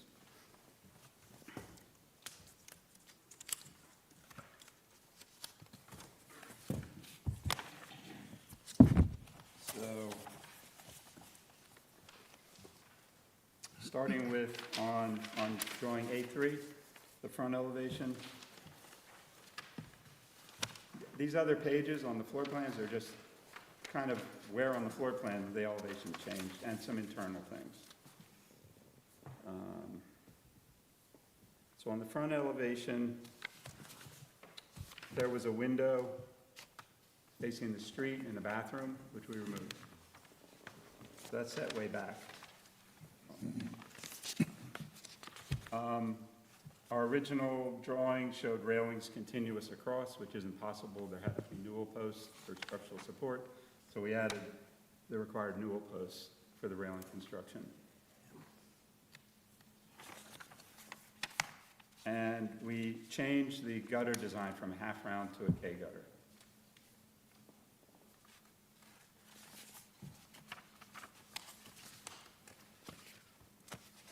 On the rear elevation,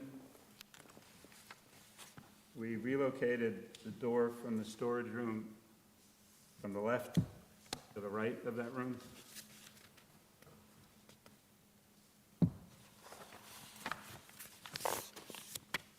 We're showing where the generator is, back left side of the house. And on all the elevations, we added flood vents, which are required.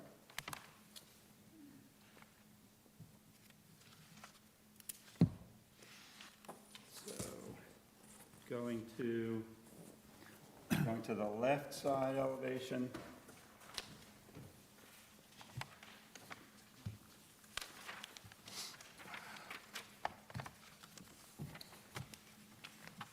We altered the design of the shed. It's shorter to eliminate the generator function. It's shorter in length, not in height. Right. The flood vents, the newel posts in the deck railings.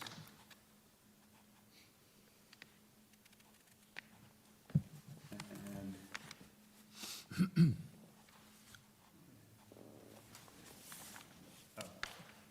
this window was a small rectangular window. We changed it to a double hung window. And the gutters. And then on the rear elevation, sorry, on the right side elevation. Right. I had to go back, there's one other thing on the rear elevation I forgot. Flood elevations, the newel post, the generator platform is sitting here. But from the street, it's mostly hidden by the outside shower, which projects from the building. And that was shifted over slightly to accommodate the generator platform.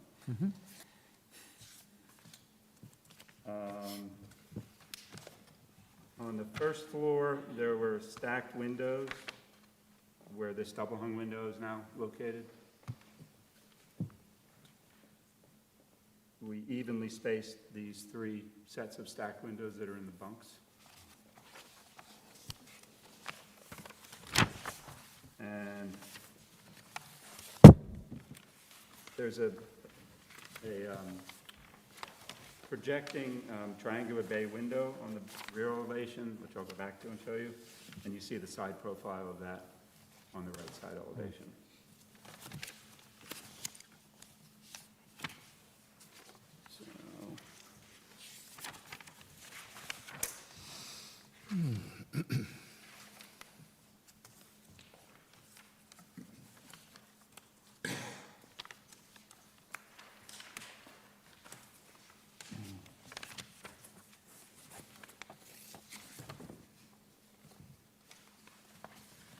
Maybe it's best to show you previous rear elevation.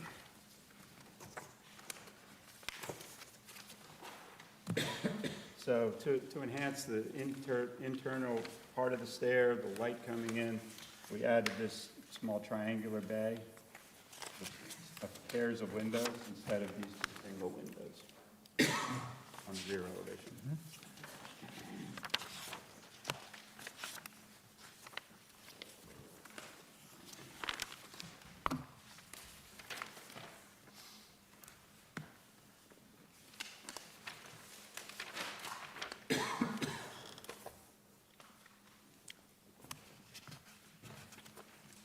That's it.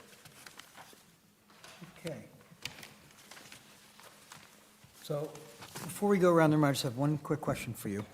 And that is, on your materials cut sheets, you indicate 3 options for roofing materials. Yes. Has the owner made a selection which of those it will be? As of now, they've chosen asphalt. Okay.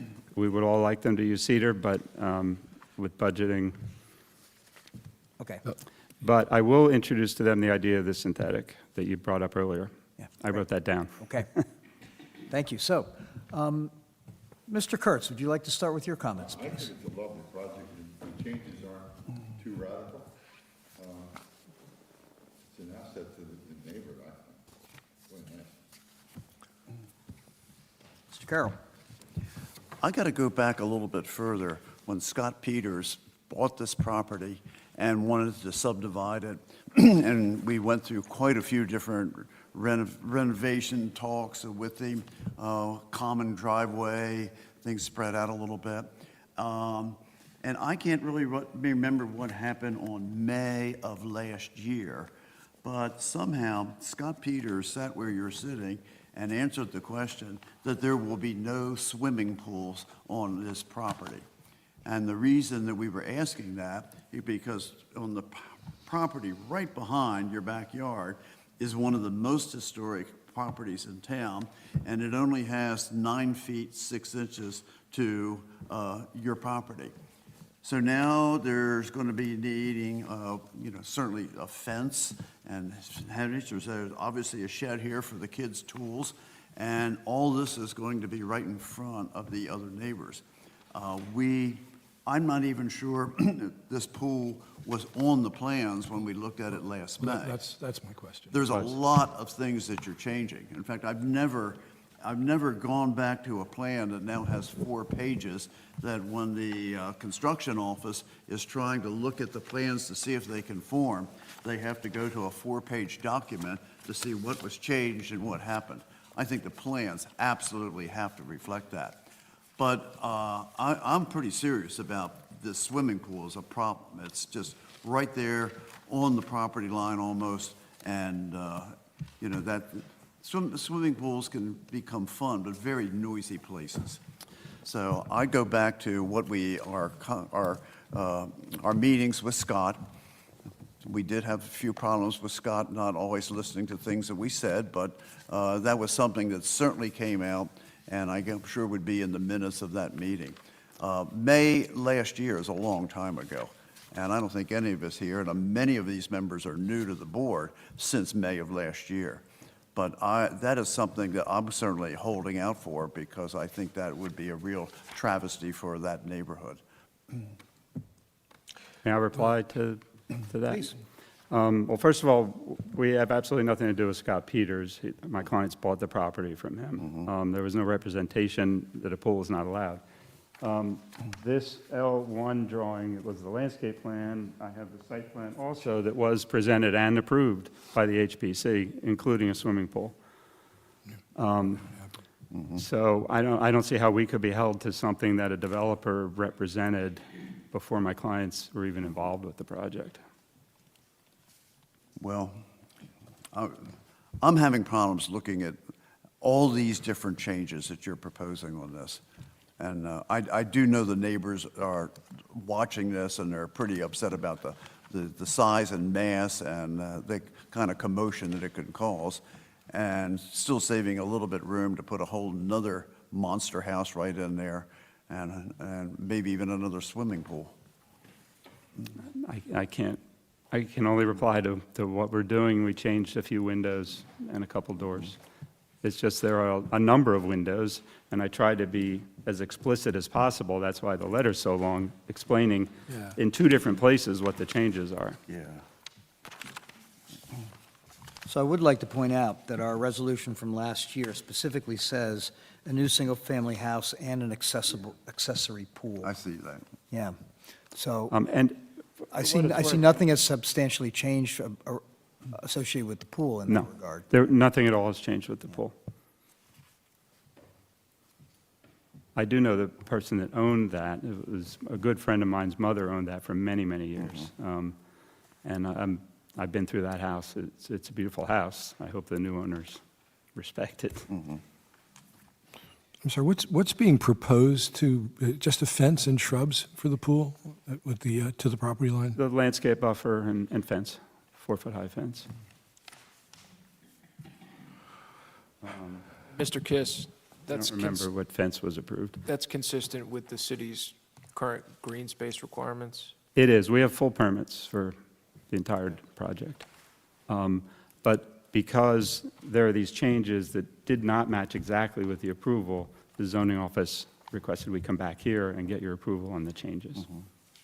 But did this go before the zoning board? No, it has full permits. It was not required Well, to one go to of the the things zoning I board. read said that the lot area was insufficient for everything you were putting on it. But didn't that call for a zoning? No, that was part of the subdivision, and we conform with the requirements of the subdivision. Going way back when, my clients, it was misrepresented what they could build. They were told they could build a bigger house, and when we started designing, I had to tell them, no, you're limited to this size. And so they entertained thoughts of going for variances, but decided it just wasn't going to happen. So everything conforms with the subdivision plan. Okay.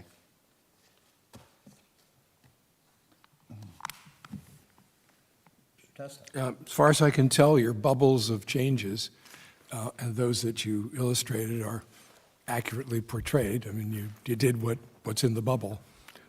And I guess I would say, as John had pointed out before, you've left in your material sheet alternative roofing options, but you've actually said in your material sheet it's going to be asphalt.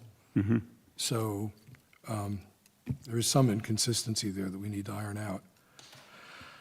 I just have a very poor recollection of this having a pool approved, but it's in the record, so I accept that that was the case. Is it possible for you to increase the landscaping buffer around the pool in terms of density of plants? Density of plants? Yeah, density of Yeah, plants. density of plants, that wouldn't be a problem.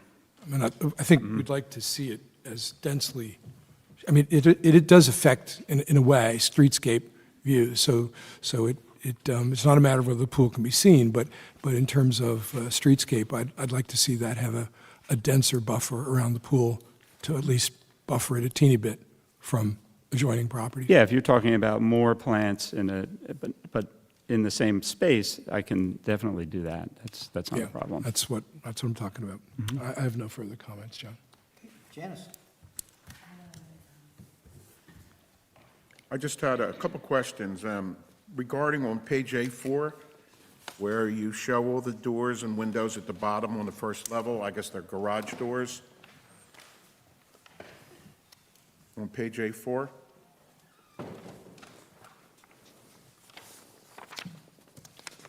Yes. Okay, and I just wanted to know whether, which one of the doors would they be? Would they be the carriage-style garage doors, each one of those openings?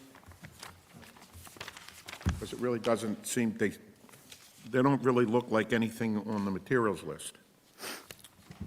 Well, the intent was that they are just what they look like, tongue and groove doors. Okay, could we catalog cut maybe to see exactly what they're going to look like? Yeah, we could submit Yes, back to the committee a catalog cut of the garage doors. Is that acceptable? Yeah, just note that that was also one of the conditions for the resolution that was passed last May, that you submit cut sheets for the garage doors. Okay. Okay? And the other thing is, I think, again, I'm trying to recollect, it was a long time ago, but I believe that we did mention that travertine is not appropriate in the historic district for a driveway covering. The driveway is brick. It's going to be brick Okay, well, so where is the travertine? around the pool. Okay.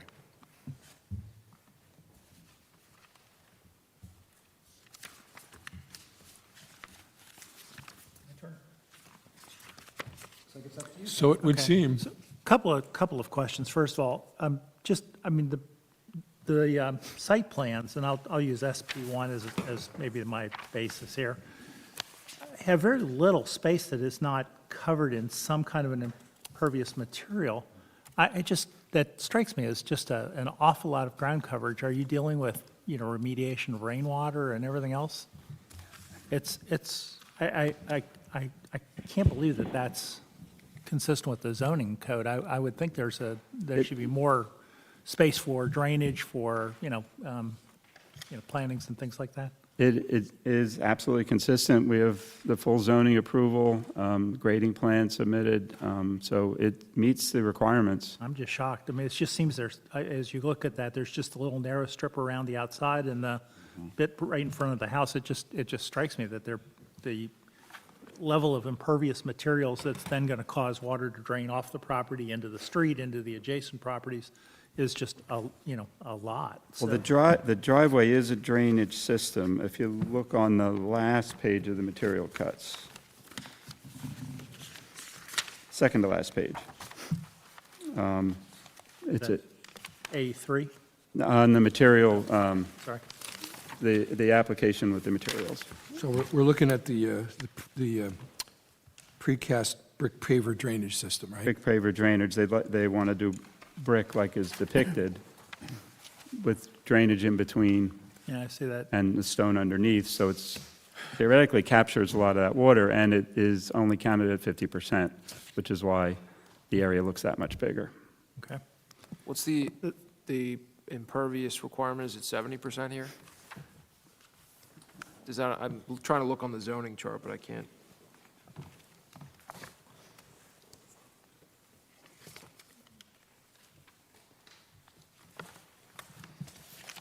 It's 75% required, and we are at 67.4%.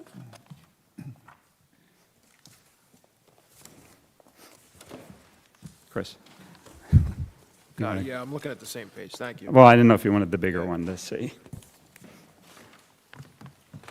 Second thing, I was trying to find where the fence comes across, and I think I just found it. It's like halfway, kind of right where those little beach carts come out. That's where the fence cuts across to the edge of the property, then goes around the back and comes back at the, I guess that back stairs in the back. I was just trying to find where the fence, how the fence circled around that. And the height of that is, how many feet?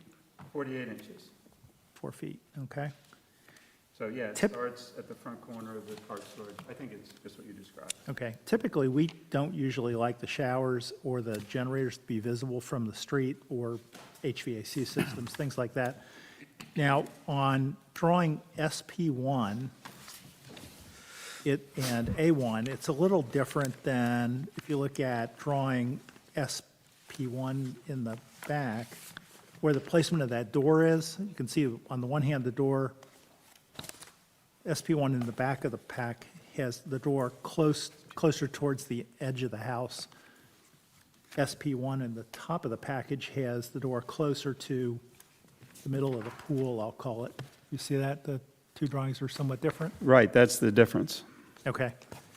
What I was going to ask, is there a reason why you don't open the door onto the side of the house, then move that shower and the generator around behind the house into that blank space that would then be created? So that way, neither the generator nor the shower would be visible from the street, in effect.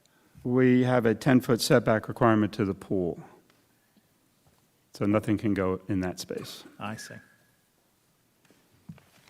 I see.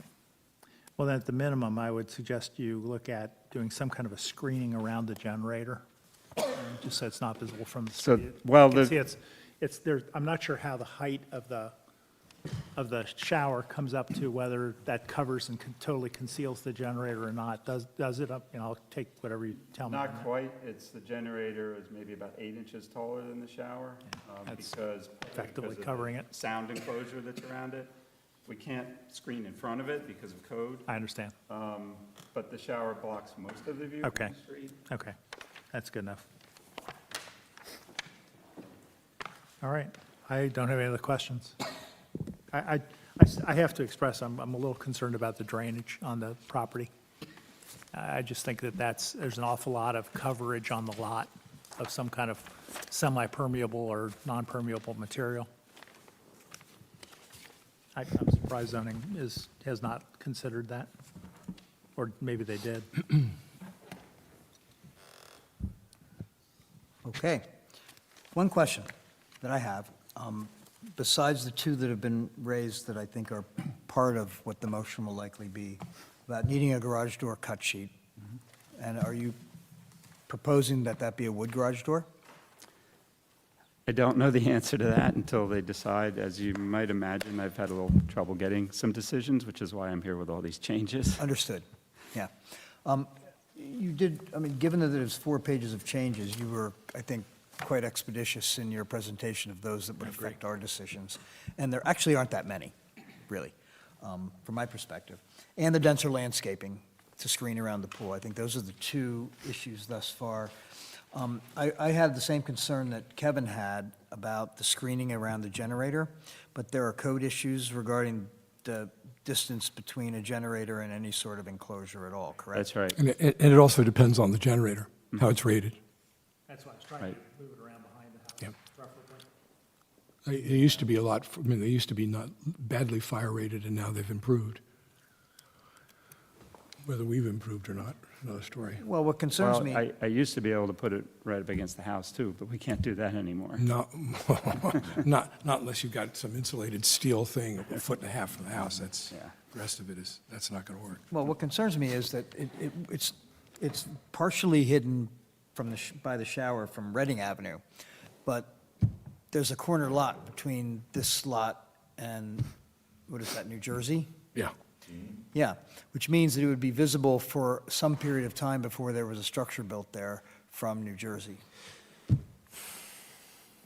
So I'm just wondering if there's anything you could do to screen that. We can increase the density of the landscaping. We have a landscape buffer on that side as well. So we could maybe do a couple larger, I don't know about trees is the right word, but more dense Screen pool landscaping. entry. Okay, great. Anything you can do in that regard is going to be helpful, even if it doesn't meet visibility versus Doesn't invisibility meet rules. specifically a visibility requirement. That's the way John reads it. Yeah, But be that as it but may. noting that that's likely temporary anyway because of the high likelihood that there would be a structure built on that corner at some point, which would in fact obscure Cover the viewing of it, right? The only other question I have is if we're looking at the window cut sheets, we're looking at these mission-style windows, and it appears that those are not simulated divided lights, but that's a grill applied to the outside of the window. Is that accurate?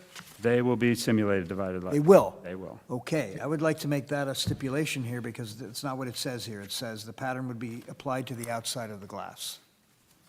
I'll submit a cut sheet. Okay, great. And in fact, just as a general comment, when you come in with the cut sheets, let's eliminate the things that are called options, right? This is like, and we don't want to see one that says type to be determined. We want to see a cut sheet that reflects the product you're going to use. Okay? Okay, so I believe that there are 3 things that came up in our comments, that the motion would be for final approval with the conditions that a garage door cut sheet be provided, denser landscaping to screen the pool and generator indicated, and that the windows be simulated divided lights. John, did you say you might change the roofing material? Well, so that, I'm not that concerned about the roofing material because what he's proposed in his material cut sheet is the asphalt. And if the owner chooses to go to any of the other 2 or 3 options, that would be an improvement, right? So maybe we should put in the motion that optional roofing materials would be acceptable. The same condition we did earlier, Correct, exactly. Yep. asphalt or submit some, Better. yeah. Asphalt or a cut sheet of improved material. So those are 4 conditions. Judy, do you have them? John, I have one more question. And Tom brought it up about the significance of the house adjacent to it, Yes. that close to the pool. Well, that's actually a key contributing structure right there. Yeah, would it be more considered to that structure to put a 6-foot fence up in the back to act as a noise buffer rather than a 4-foot fence? I mean,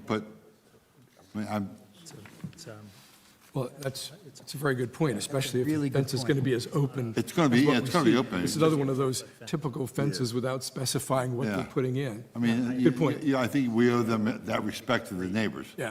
To put up a little I higher agree. fence. I agree. I would say absolutely, or the maximum height allowed by the zoning code, because I'm not sure they allow up to a 6-foot fence. Well, they do in the back. I believe In the they back, will. yeah. Okay. not Back the there, front. From the back of the house surface, or Yeah. facade line, to the end of the property can be 6 feet. if I understand the zoning ordinance correctly, which apparently sometimes I don't. Or at least you're a little late coming to it. Or a little late coming in. Okay, yeah. So, that's- I mean, the point we're trying to make is obviously with the dense shrubbery and with a better, taller, thicker fence is to shield the neighboring properties from the effect of the pool. But yeah, agreed, yeah. Okay. Can I ask, are you representing that you've been to zoning and they're accepting of the amount of impervious or semi-pervious? There are full building permits, and the building is under construction. And they considered that in Yes. those permits? Yes. Okay.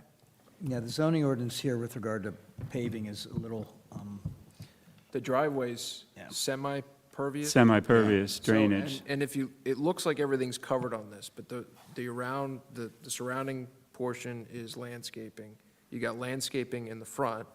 You're showing grass too here, right? Yes. The, like checkered green. Yeah, the spotted- checker green is grass. Which is grass, semi-pervious driveway, and then the building, and then the other pavers. But Kevin, I agree with you. I looked at this too, and I Yeah, was like, it's the holes. Right. It's the holes. I hear that. I honestly, I mean, the way it rains here in Cape May, with all due respect, I mean, I'm on the receiving end of it at my house right now. There were two homes that were built on a split lot that both got variances for oversized houses, and my storm drain floods every single time it rains pretty hard. So, with all due respect, I mean, what I'm concerned about is not just this house, but the houses around it. That if there's constant runoff from this house, it's going to affect the other homes around them. And I just think I wanted to hear the assurance that zoning considered that, because, now you can at least say, well, the body that's responsible for that considered it. That matters to me.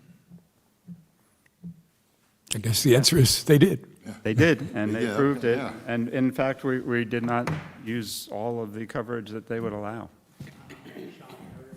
so, May- and may the need reason work. why is because if it's pavers, that's considered 50% Yeah. coverage. That's right. Yeah. I know how pavers work, and they, Right. an awful lot of runoff. No question. like even if it's semi-pervious, it's still. They don't do Um, 50%. But No. in terms of the fencing, just so we have that understanding, section 525-60E, which is I'm sorry, 525-57E, fencing. This is number 2. No fencing may be erected within 6 inches of a property line if erected by one property owner. If more than one property owner is involved, you can do it on the property line so long as they agree in writing. And solid fences or walls located in any required yard area may not exceed 4 feet in height. Fences may be constructed to 6 feet in height when located in the rear. So where the pool is, I mean, you can, And typically, what you're saying is they consider the rear yard from the back of the building back and around. Correct. which would encompass the pool here. Yes. So. So that's what we'll do. When it gets to the side, just to be clear, that means from here around, Yeah. here would be 6 feet, but it's got to drop to 4. That is correct. Yeah. Beyond Yeah, the rear. and it's that rear section Yeah, on the that's- upper that's right the that we're most concerned about, right? But it won't be consistent, it'll drop. It's not the first property that does that.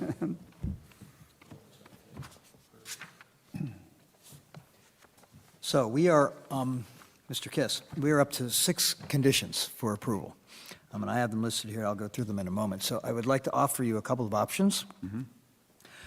That's too many for us to award you final approval this evening. However, what we could do is offer you the ability to come and have the review committee review those 6 with approval from us pending the review committee's approval, or you go back and incorporate these 6 items in your drawings and come back to us next month. The choice is yours. Well, I'd prefer not to come back if I don't have to. I just can't understand that. Mr. Gillen Schwartz. Well, either way, somebody's gonna have to come back in some shape or form, either to the review committee or to this board. So, Well, I'd Would prefer- you just tick off what it is that we're Yeah, applying? so Judy, here are the 6, just so you have them. I think you already have all of them, but let me just go through them. We need to see a garage door cut sheet.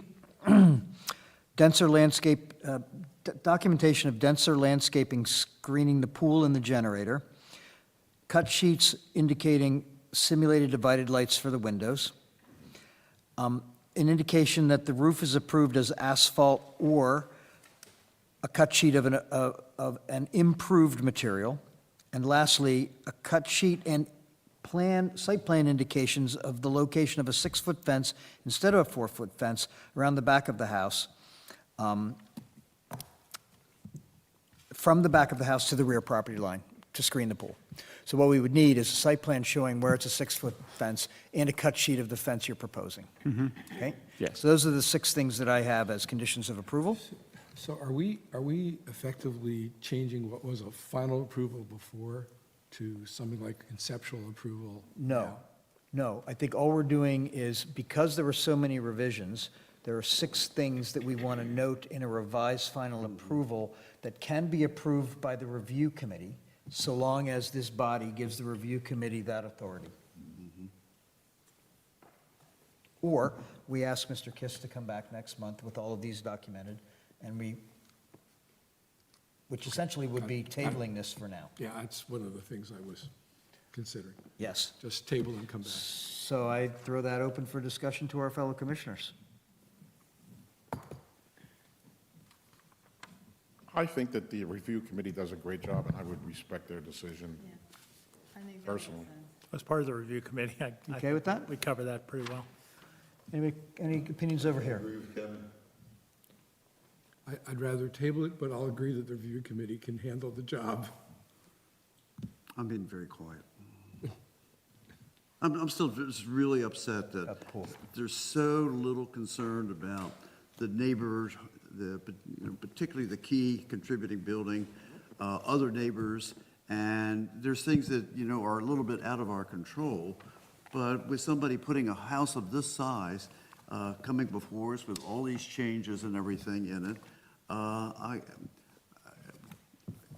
just think it's a very unfair thing to do. Now, if this was maybe like a little lap swimming pool or something, but it's 19 feet from the front porch of a key contributing building. I'd hate to see something like that right in front of my house that I'd be looking out over. And a swimming pool is absolutely not a necessity to enjoy Cape May. It's a half a block from the ocean. And I can't remember exactly what happened 11 months ago. But we're held to the record, Tom. We are, but, We are held but to there's an awful lot of things that are different on this plan, even though it's stamped that this is what we approved in May of last year. And yet it's a Well, lot I'm different. very sympathetic to the pool and the protection, and that's the reason why I suggested the maximum fence, or you did, Yogi. And I suggested the shrubbery bar. I don't think we can I don't think we can say this is, I don't think we can say that this is so changed that it's an entirely new application for which we would adversely look on as a pool. I think this is consistent with the changes we requested to be made. Yeah, and the pool hasn't changed, but I think what we have done is at least mitigate its impact with the landscaping and the fence. So I'm also sympathetic to what you're saying, but I think we're held to this resolution from May of 2024. If in fact that resolution is accurate with exactly what we did. It is. Look, it does say accompanying pool. These are the drawings that were submitted with it, and the pool hasn't changed one bit. You're sure that's not, Yeah. No, I went back and found my drawings from last year. I keep them, so okay, this matches. okay. Mr. Carroll, we printed exactly what was submitted last time and added that stamp that says this is what was submitted last time. We did not change those drawings one iota. Okay. So I have a procedural question for Chris. So you'll prepare a resolution for this. It sounds like you're going to make a motion for a final. Mr. Kiss will submit these conditions to me for approval and review, and then the resolution can be approved next month if you get me these conditions in the next couple weeks, right? Here's what I would suggest. I mean, if it's going to be final tonight, everything we just went over and the changes that have been proposed by Mr. Kiss in these revised plans will be incorporated into a resolution. that resolution will serve as a basis for the review committee to look through and say, oh, here they are, here are the changes we talked about and that are in writing.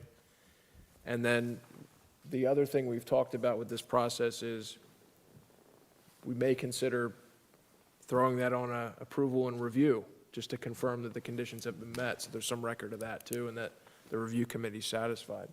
So signed, sealed, and delivered from the review committee, the resolution. Yes, I mean, if the review committee is satisfied that the conditions have been addressed, that can, he's still going to I'm understanding need, it correctly. The resolution gets prepared. The review committee reviews the resolution and sees what's been done, agrees that that is consistent, so that's a resolution that can come to us and be approved. correct. Well, that, it's going to be on the, if it's approved as final tonight with conditions, it's going to be on the next meeting.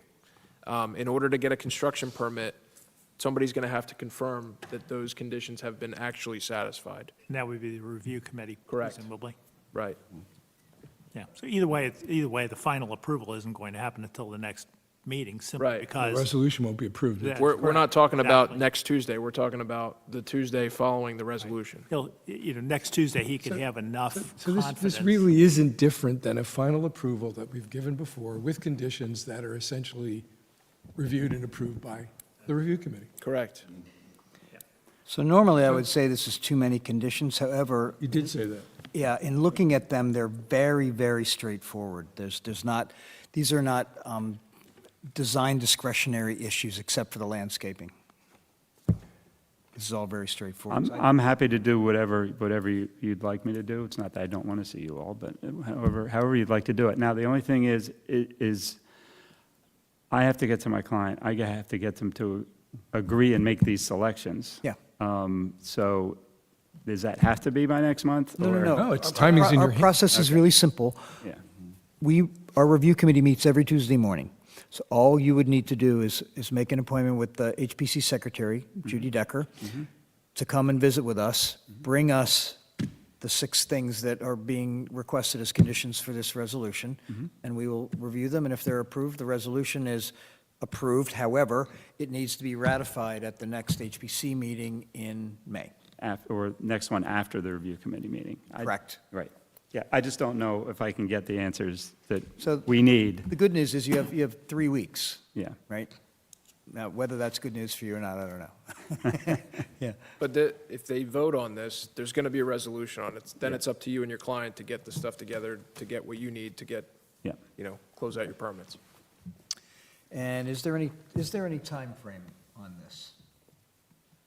This is a whole new wrinkle that we haven't done before, So presumably, if the The timeframe the is, latest it would be that you'd get the resolution in the June meeting. I mean, I just don't know if I can get, in one of the next couple Tuesdays, all these answers. hold on a second. If the board is going to make a decision tonight, they're going to either vote yes or no. If they vote yes with conditions, there's going to be a resolution on the next meeting, regardless of whether you get the paperwork in with the client. And then it's up to you and your client to get that stuff into the review committee so that you can proceed with your permitting. And if some of this stuff is hanging out, like the garage door or whatever it is, that could hold up closing out the project as you proceed through construction. So really, the onus is on the applicant to get this stuff in. You're under construction right now, but you got to, close out this portion of it. Right, So yeah. Yeah, we have to maybe- submit revised drawings. It would be Maybe the simpler, it would be simpler if you could simply come back. So maybe the simplest way to handle this is to not vote on this evening, but to table it so that would give you time to go and be with your client and come back to the next meeting. And that way, if all of these are satisfied, which it looks like would be fairly simple for you to do, we could pass a resolution then and be done with it. Yeah, Thank you. I far prefer that. that's fine. Great. So we have to get your permission to extend the time frame for tabling this. Do you consent to an extension to come back next meeting? Yes. Okay. Okay, motion to table the application. I just wanted to clarify on the conditions. Regarding the garage door, is that singular or is it plural of everything on the ground floor there? All garage doors. Yeah, all garage doors. Okay, Yeah, good. yeah. So yes, thank you, it's plural, garage Yes, doors. plural. Yes. Thank you. I believe I just made a motion to table. Okay, so we have a motion on the table. Do I hear a second? I just confirm, I'm sorry. So, Mr. Kiss, just for an abundance of caution, I'm going to put 60 days here. Do you consent to that, just in case you need more time? It doesn't, if you want to come back earlier, you come back earlier. I was actually going to ask you for that. Okay, all Thank right. you. okay, so we have a motion on the table to table this application. That's correct. By, Applicant has agreed to waive. by Mr. Testa 60 days. for a 60-day waiver, seconded by Ms. Wilson Stridick. Roll call, please. Oh, there's none. We don't need one. Sure you do, it's a motion. Oh, that's right, it is, sorry. Mr. Carroll.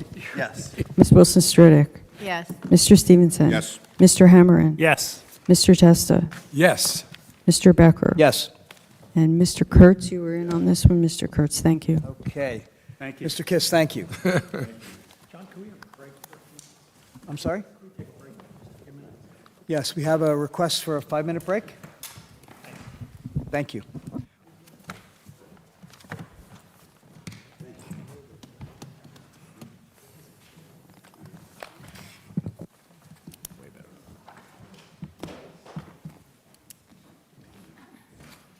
In the meantime, while we are having a break, perhaps the next group for Thompson at 829 Kearney would like to come up to the table?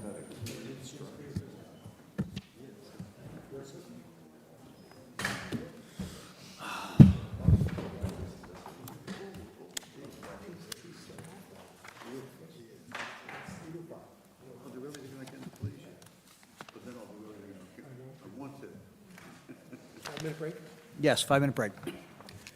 So John will reconvene at 8:10. Okay. Just wanted you to be up here when everybody gets Okay. back. That's I'm all. ready. Go ahead. Yeah. I'll wait. You can take a break for 5 minutes if you like. Yeah.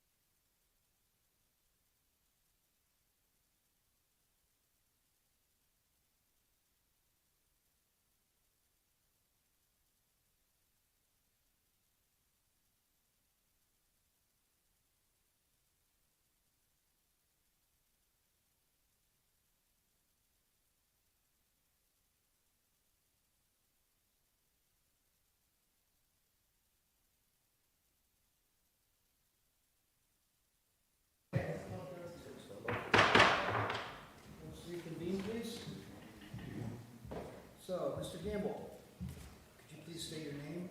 And what your role in the project is? My name is John Gamble. I'm the contractor for 829 Kearney. And it appears that you have a letter from Maura Thompson to represent her this evening. Yes. Okay.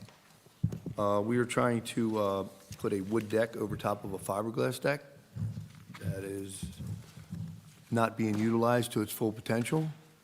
They only have 1/3 of the center of the deck being used. This is only on the second floor, right? This is only on the second floor. The first floor is a wooden deck, and it's the exact same size as the second floor deck, which is fiberglass. And we intend to cover it with wood and put railing out the same size as the lower deck. Everything being wood and utilizing the whole deck. Pretty much it.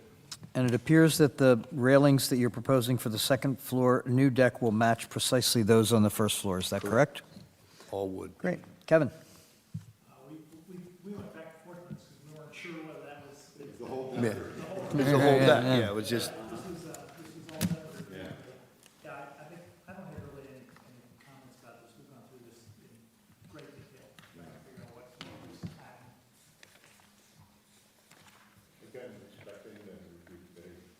Jake? Great. Janice? No comment. Jim? I just want to double check the material sheet. You keep saying wood. we're not sure what the railing wood is. Popper, I'm pretty sure we're gonna be, because we gotta make it up to match the existing railing. So it's gonna probably be popper, because the only hard enough stuff that'll last. Well, you're. Weather, and the deck material is the epay? Yeah. Epay wood? Epay. Epay, So your materials checklist says that the railings will be wood and the decking will be wood. yes, And that's accurate, correct? correct. Great. That's it for me. Mr. Carroll? I'm okay. All right, so this is a final submission, correct? Yep. So do I hear a motion to approve final? So moved. Second. All right, so that's final approval. Motion for final approval by Mr. Hamron, seconded by Mr. Stevenson. Mr. Carroll. Yes. Ms. Wilson Stridick. Yes. Mr. Stevenson. Yes. Mr. Hammerin. Yes. Mr. Testa. Yes. Mr. Becker. Yes. Mr. Kurtz. Yes. Thank you. Thank you very much for your time. Thanks for coming and seeing us in review a couple times to get this all straightened out. Thank you. Okay, moving on, please, to Reinert at 216 Perry Street. Mr. Chairman, I have to recuse myself. I'm within 200 feet. Thank you, Mr. Stevenson. Gentlemen, could you please state your name and your role in the project? Bill Reinert, owner. And John Halberner, project architect. Greetings. Okay, we have here a honest attempt for pure restoration of an 1870s house. The scope of work is presently limited to new porch roof, new porch decking, new porch structure, and reintroduction of railing. This house was originally constructed, again, in the 1870s. It's in the Italianate style. It had undergone several additions over its years, none of which are affected by the current work, but a two-story addition to the rear and a one-story addition next to that. It's had some unfortunate work done to it in terms of asphalt shingles put on it at one point. Again, none of that is the topic of tonight. Tonight, we're truly focused on just the building front, and in particular, replacing a completely deteriorated metal roof, whole new foundation system for the front porch, and framing system for the front porch, which is completely deteriorated.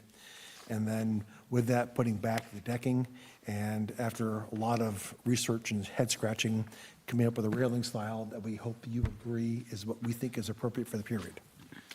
The metal roofing will be the standing seam roof.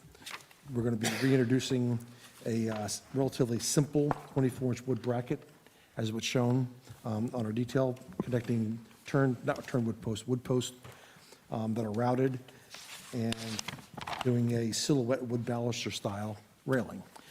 matching the original height of 2'5.5", which Mr. Reinhardt discovered by some forensic investigation into the building, finding remnants of the height of original railing back where the wall, where it met the house wall. Yeah, there's this side porch on the house. It's mentioned in the historical record from the city. In the walls of that side porch, there are a couple of original columns, and they're 6-inch square with chamfered corners.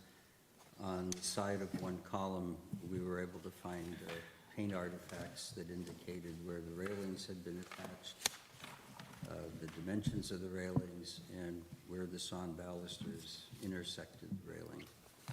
That was from the side porch that faces North Street, is that correct? Correct. Okay. So, are you finished presenting? Unless there's questions, yes. Okay, great. So, Mr. Reinhardt has come before us in the review committee a couple of times, but we've been able to do some subsequent research since then, and before I pass it off to the rest of the folks on the commission, what you're proposing here for the balustrade, the new guardrail, from where did that design come?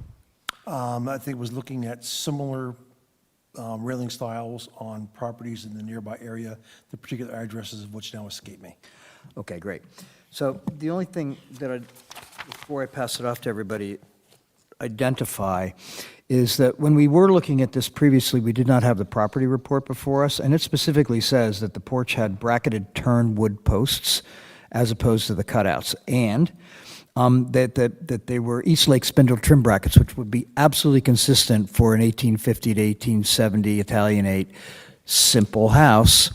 And if you look on that street, 6 of the closest adjacent 8 homes, photographs of all of them, have exactly the spindled balusters that are shown in the photographs of what was originally the house before. Unfortunately, they're not there anymore because they've been taken away, and I don't know why that happened or when that happened. They're there. Wait a minute, I've got photographs of what's existing right now, and the porch is gone. Speaking about the railings. No, we kept all the pieces. Oh. We didn't discard anything. We kept everything that we took off the building. To be clear, Mr. Chairman, they're not in place, that he has them removed, Okay. stockpiled, they're on site. They're on a rack. And that includes the balusters, the brackets, and the All of it. Correct. Oh. And all of those, the brackets across the top, the dowel brackets. Yeah.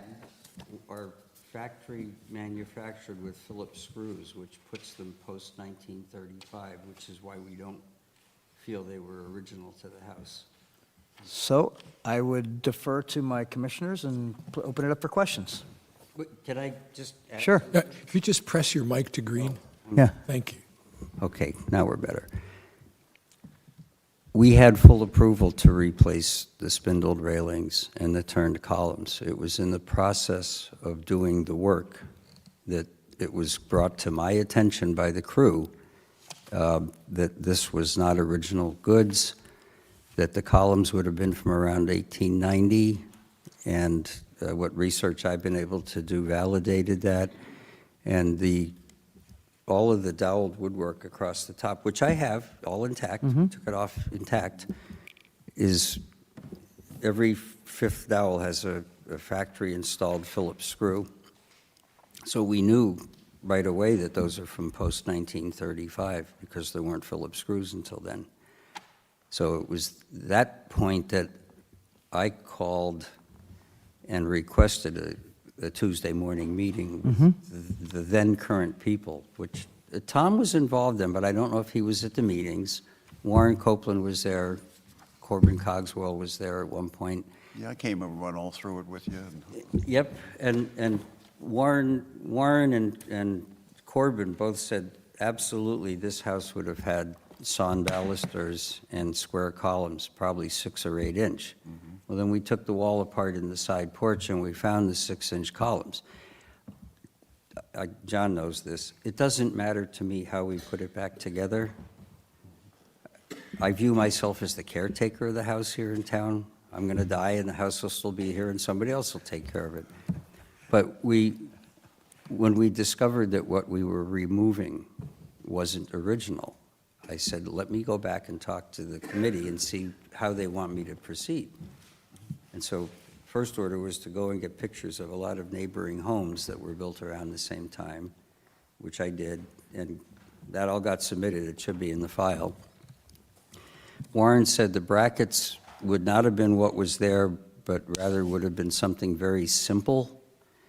And we tried to find, John's office found basically the simplest bracket that would have been appropriate for that era. And Corbin and Warren both said that it would have been sawn balusters.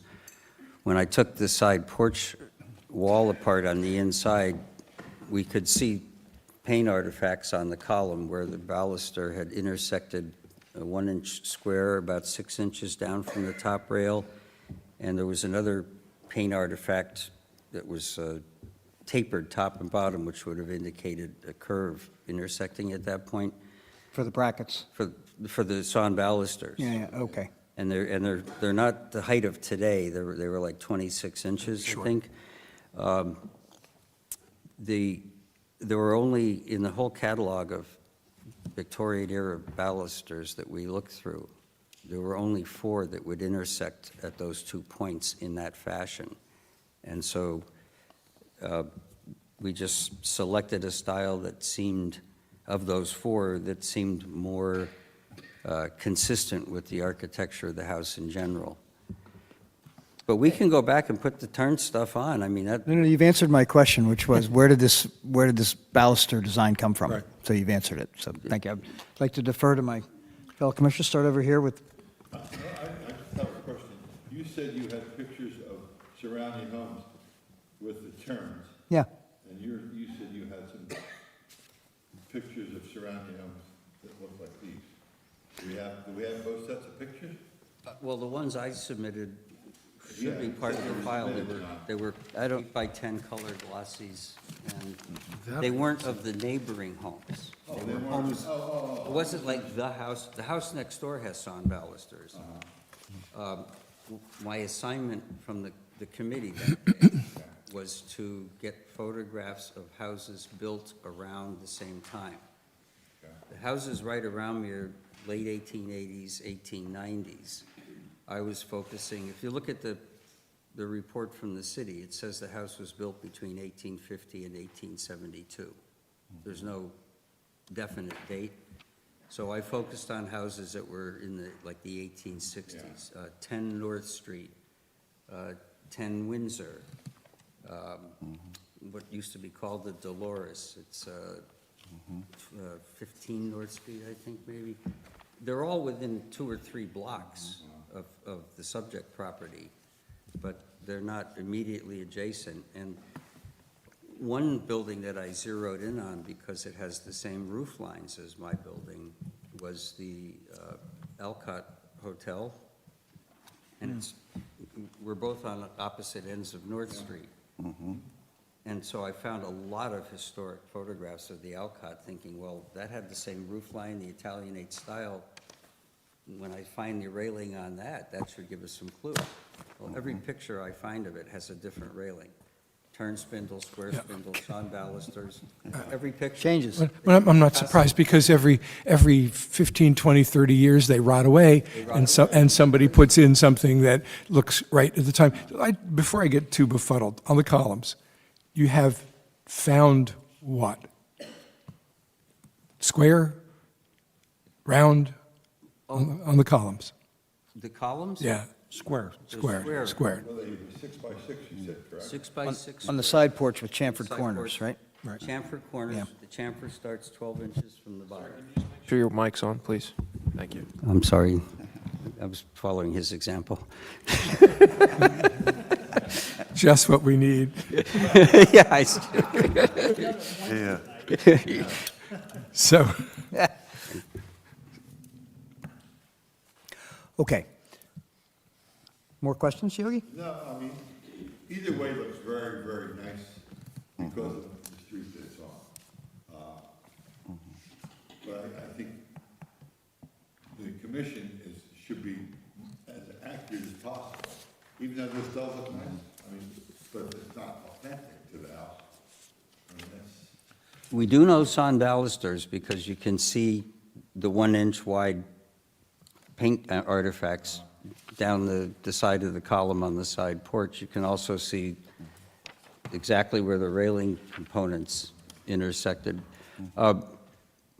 Again, I don't have a preconceived idea of how I want the house to turn out. When we discovered that what we were going about the business of doing, it's on, was replacing something that was not original. And it was just said here at the table, you know, every 15 to 20 years, the railings rotted out and they replaced them. Well, I'm presuming that's what happened on the property. And so it looked like the railings we were taking off, or not the railings, but the top trim, the Craftsman style was at least from the 1930s, possibly the 1940s.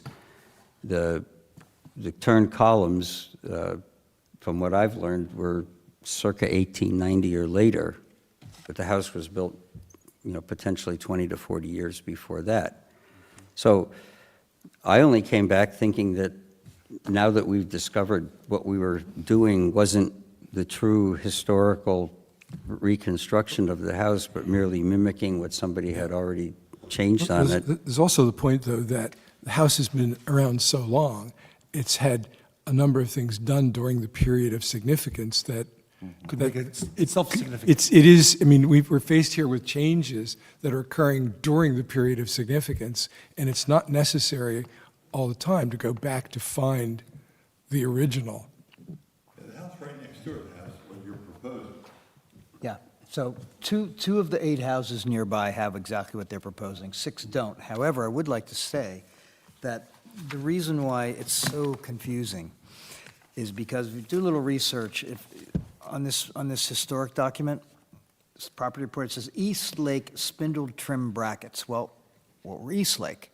If you do some research on East Lake, these were gingerbread flat cut. Well, let me just read this. American home builders in the 1880s replaced flat-cut gingerbread ornamental elements that were popular in the 1860s and 1870s. So what you're proposing is likely accurate, based upon this, with lathe-tuned spindle work for balusters and wall surface decoration. Charles Eastlake himself criticized that American adaptation as extravagant and bizarre. So it was later combined with the Italianated and Second Empire to create the San Francisco style. So I think you guys have done pretty good research, which backs up the research I've done, that even though it doesn't match 6 of the 8 houses nearby, was likely accurate. I'm just questioning where that exact design came from. And I think you're saying that you've got some documentation from a similar period on the other end of the street that you used. 10 North Street, what I call it the Dolores, it's the second house facing North Street, right across from 10 North Street. But we don't have any photographs or anything. This is No, just no, there's not. speculation. Okay, great. Well, they're in the file, though. The houses in the nearby vicinity that have, Correct. but we don't have anything of my building. Right. Couldn't Got get it. any pictures of that. So, Tom. Okay. The dates that you just ran off are really very, very accurate. Even before 1850, lots of times, the porch was supposed to look like just part of the grounds around it, and they didn't want any rails at all. But then the sawed ornamentation became extremely popular, and this is what you were seeing all around. There's a lot of examples of it on Columbia Avenue, Gurney Street, where the fire didn't burn everything down. And then later on, Queen Anne stick style became in. A little bit easier thing was the turned railing.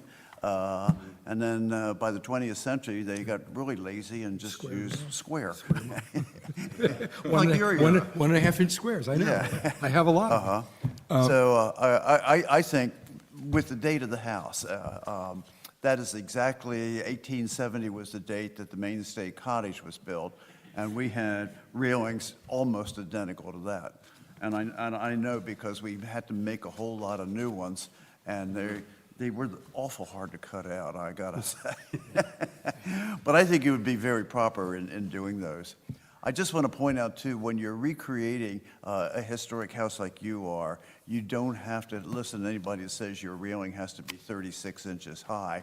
off the ground because your porch deck is probably not more than about 18 inches off the Yeah, ground. we did consult the construction official with that before. Yeah. We Approving did this. this, yeah. Yeah, you could be up to addressed that. 30 Did- inches, did I you- believe, right? Just the old Did he get upset about keeping them? It's less than 3. No, he was fine with that. I actually have a problem with it myself, though. I mean, Yeah. From a life safety perspective, Uh-huh.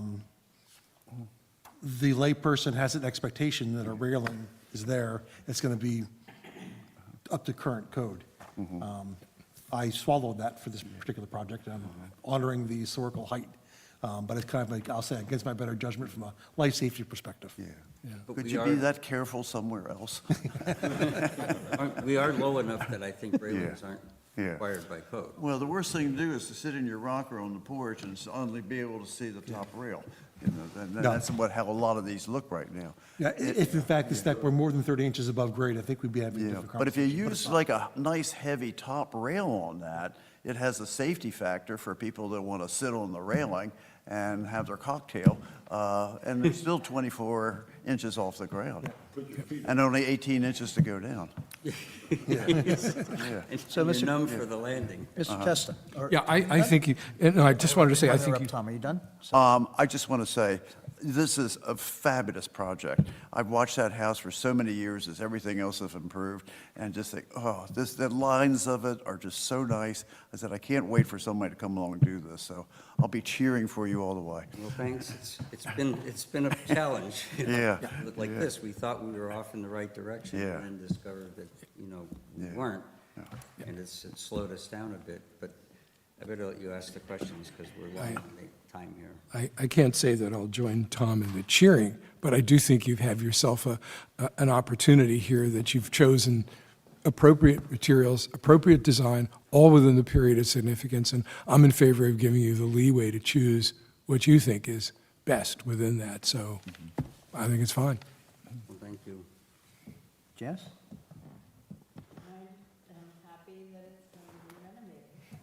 Me too. More than most. Yeah. Yeah. So It's been sitting the way it is for a while. This, Yeah. created some turmoil and things. And in the midst of it, I had to switch contractors and architects. Judy already knows some of that. When John's team got involved, first thing they did was come down and go through the rack. In the back of the building, there's a rack with everything that we took off the porch, corbels, the brackets, everything. I mean, and that's really great, because a lot of times, the stuff just disappears. Oh, I was. Right? I And was you. Crazy and out there. yeah. And they were taking stuff, give me that. Yeah. Yeah, that's the first thing that he and his, Joe Scarpa, when they came down, said, let's get all the measurements on that. So that's where we started with the old stuff. Kevin? So I spent my whole career in evidence-based medicine. This is like evidence-based archaeology, or architecture. And from my perspective, I just am delighted to see somebody who's kind of paying this kind of attention to it. So have at it.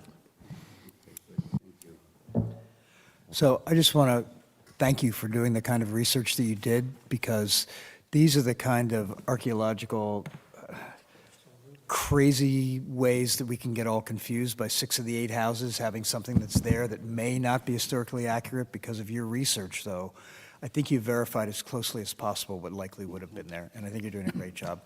The only question I have is that pediment that has the dentils and the scallop tiles in it, that's going back in there, right? It's there. I saw it sitting on, next to the We side of the took it house. off intact. You did, it's still there. To redo the roof Yep. supports. It just says existing shake and dental molding to remain, so I'm assuming that that's what you mean. The whole assembly, yeah. Okay, great.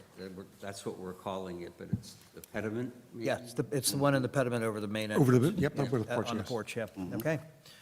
Great, I have no further comments. Do we want to entertain a motion for final approval? I'd be happy to make that motion. I'll second. Moved by Mr. Carroll, seconded by Mr. Emmerich. Judy? Mr. Carroll, Yes. Ms. Wilson Stridick, Yes.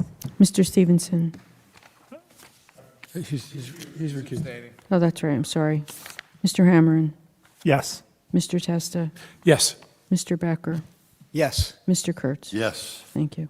Thank you. This was a challenge, because even since last we spoke with you, new stuff has come to light, and we've gone back and forth, and this has been I think, a really good process to try and unpack Very this. educational for myself. I thoroughly enjoyed it. And then let me commend the applicant for having the diligence that he did to take it this far. Thank you, Mr. Reiner. Thanks, John.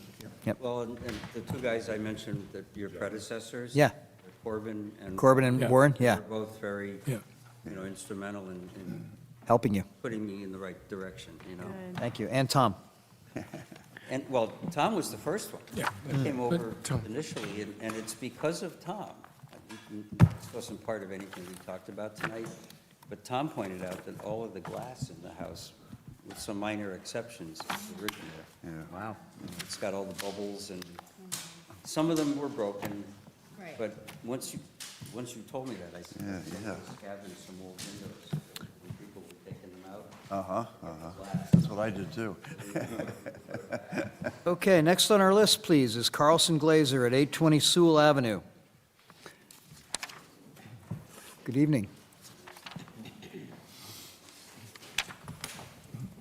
We saw you sleeping back there.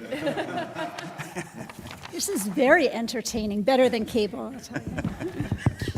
Really? But you can watch us on I go home and watch actually reruns. have. My Yeah. husband's watching now. We have 2 additional pages to share with the board, sheets A3.3 and A3.4. Okay. Terrific. And could you please state your name and your role with the Yes, project? Christine Carlson Glazer, and I'm the property owner. Okay. And Deborah? Deborah Sloan-White, the project architect. Thank you. The floor is yours. one sheet or two. So you all should be somewhat familiar with this project. We did come to you for the review the Tuesday morning, both the client and myself. It's a very simple application. We are proposing to raise an existing historic home to better conform with current flood standards.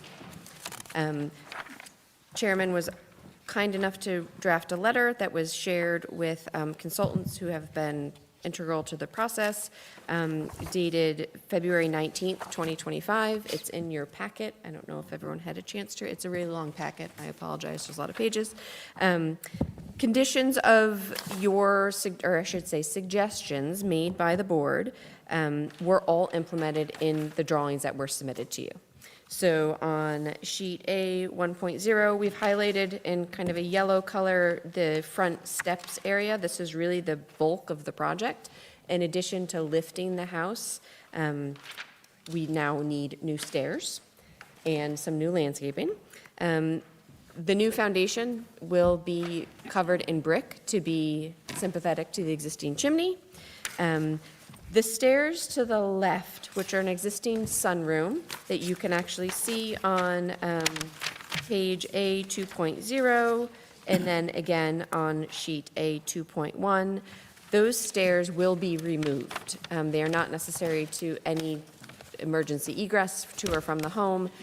Adding a second set of stairs on the front elevation seemed a bit excessive given the new height. So those stairs have been eliminated. The stairs to the right of the home that sit between the primary dwelling and the carriage house have been turned and held closer to the home itself. The front steps leading to the main entrance of the structure will be modified to include brick paving. And then the last request that was made by the board after the reviewing committee was landscaping and potentially regrading the site and/or adding planters. Given the petite size of the site, we have opted not to put a wall around it and lift the ground around the home, but rather to add brick planters at the front elevation. Those brick planters are shown in our drawing on A 3.0. Existing home is in the top left-hand corner, and then the proposed new front elevation is the second image on that page. Again, everything that it will change is highlighted in this off yellow color. In addition to raised planters at the front of the home, you can also see there's an existing door on that sunroom to the left, which will be removed when the steps are removed. One of the 2 pages that I just brought to you does document the adjacent windows So we know the size of the mullions, the mullion pattern, everything will be replicated to match those two existing windows. One question, or I should say, after some further consideration, the client would prefer, instead of having 9 consecutive risers to the front door, to actually have 4 risers and then an intermediate landing, which is the second sheet that was circulated, A3.4, is an illustration of 4 risers, a graceful landing, and then the rest of the risers required to get us up to the new elevation.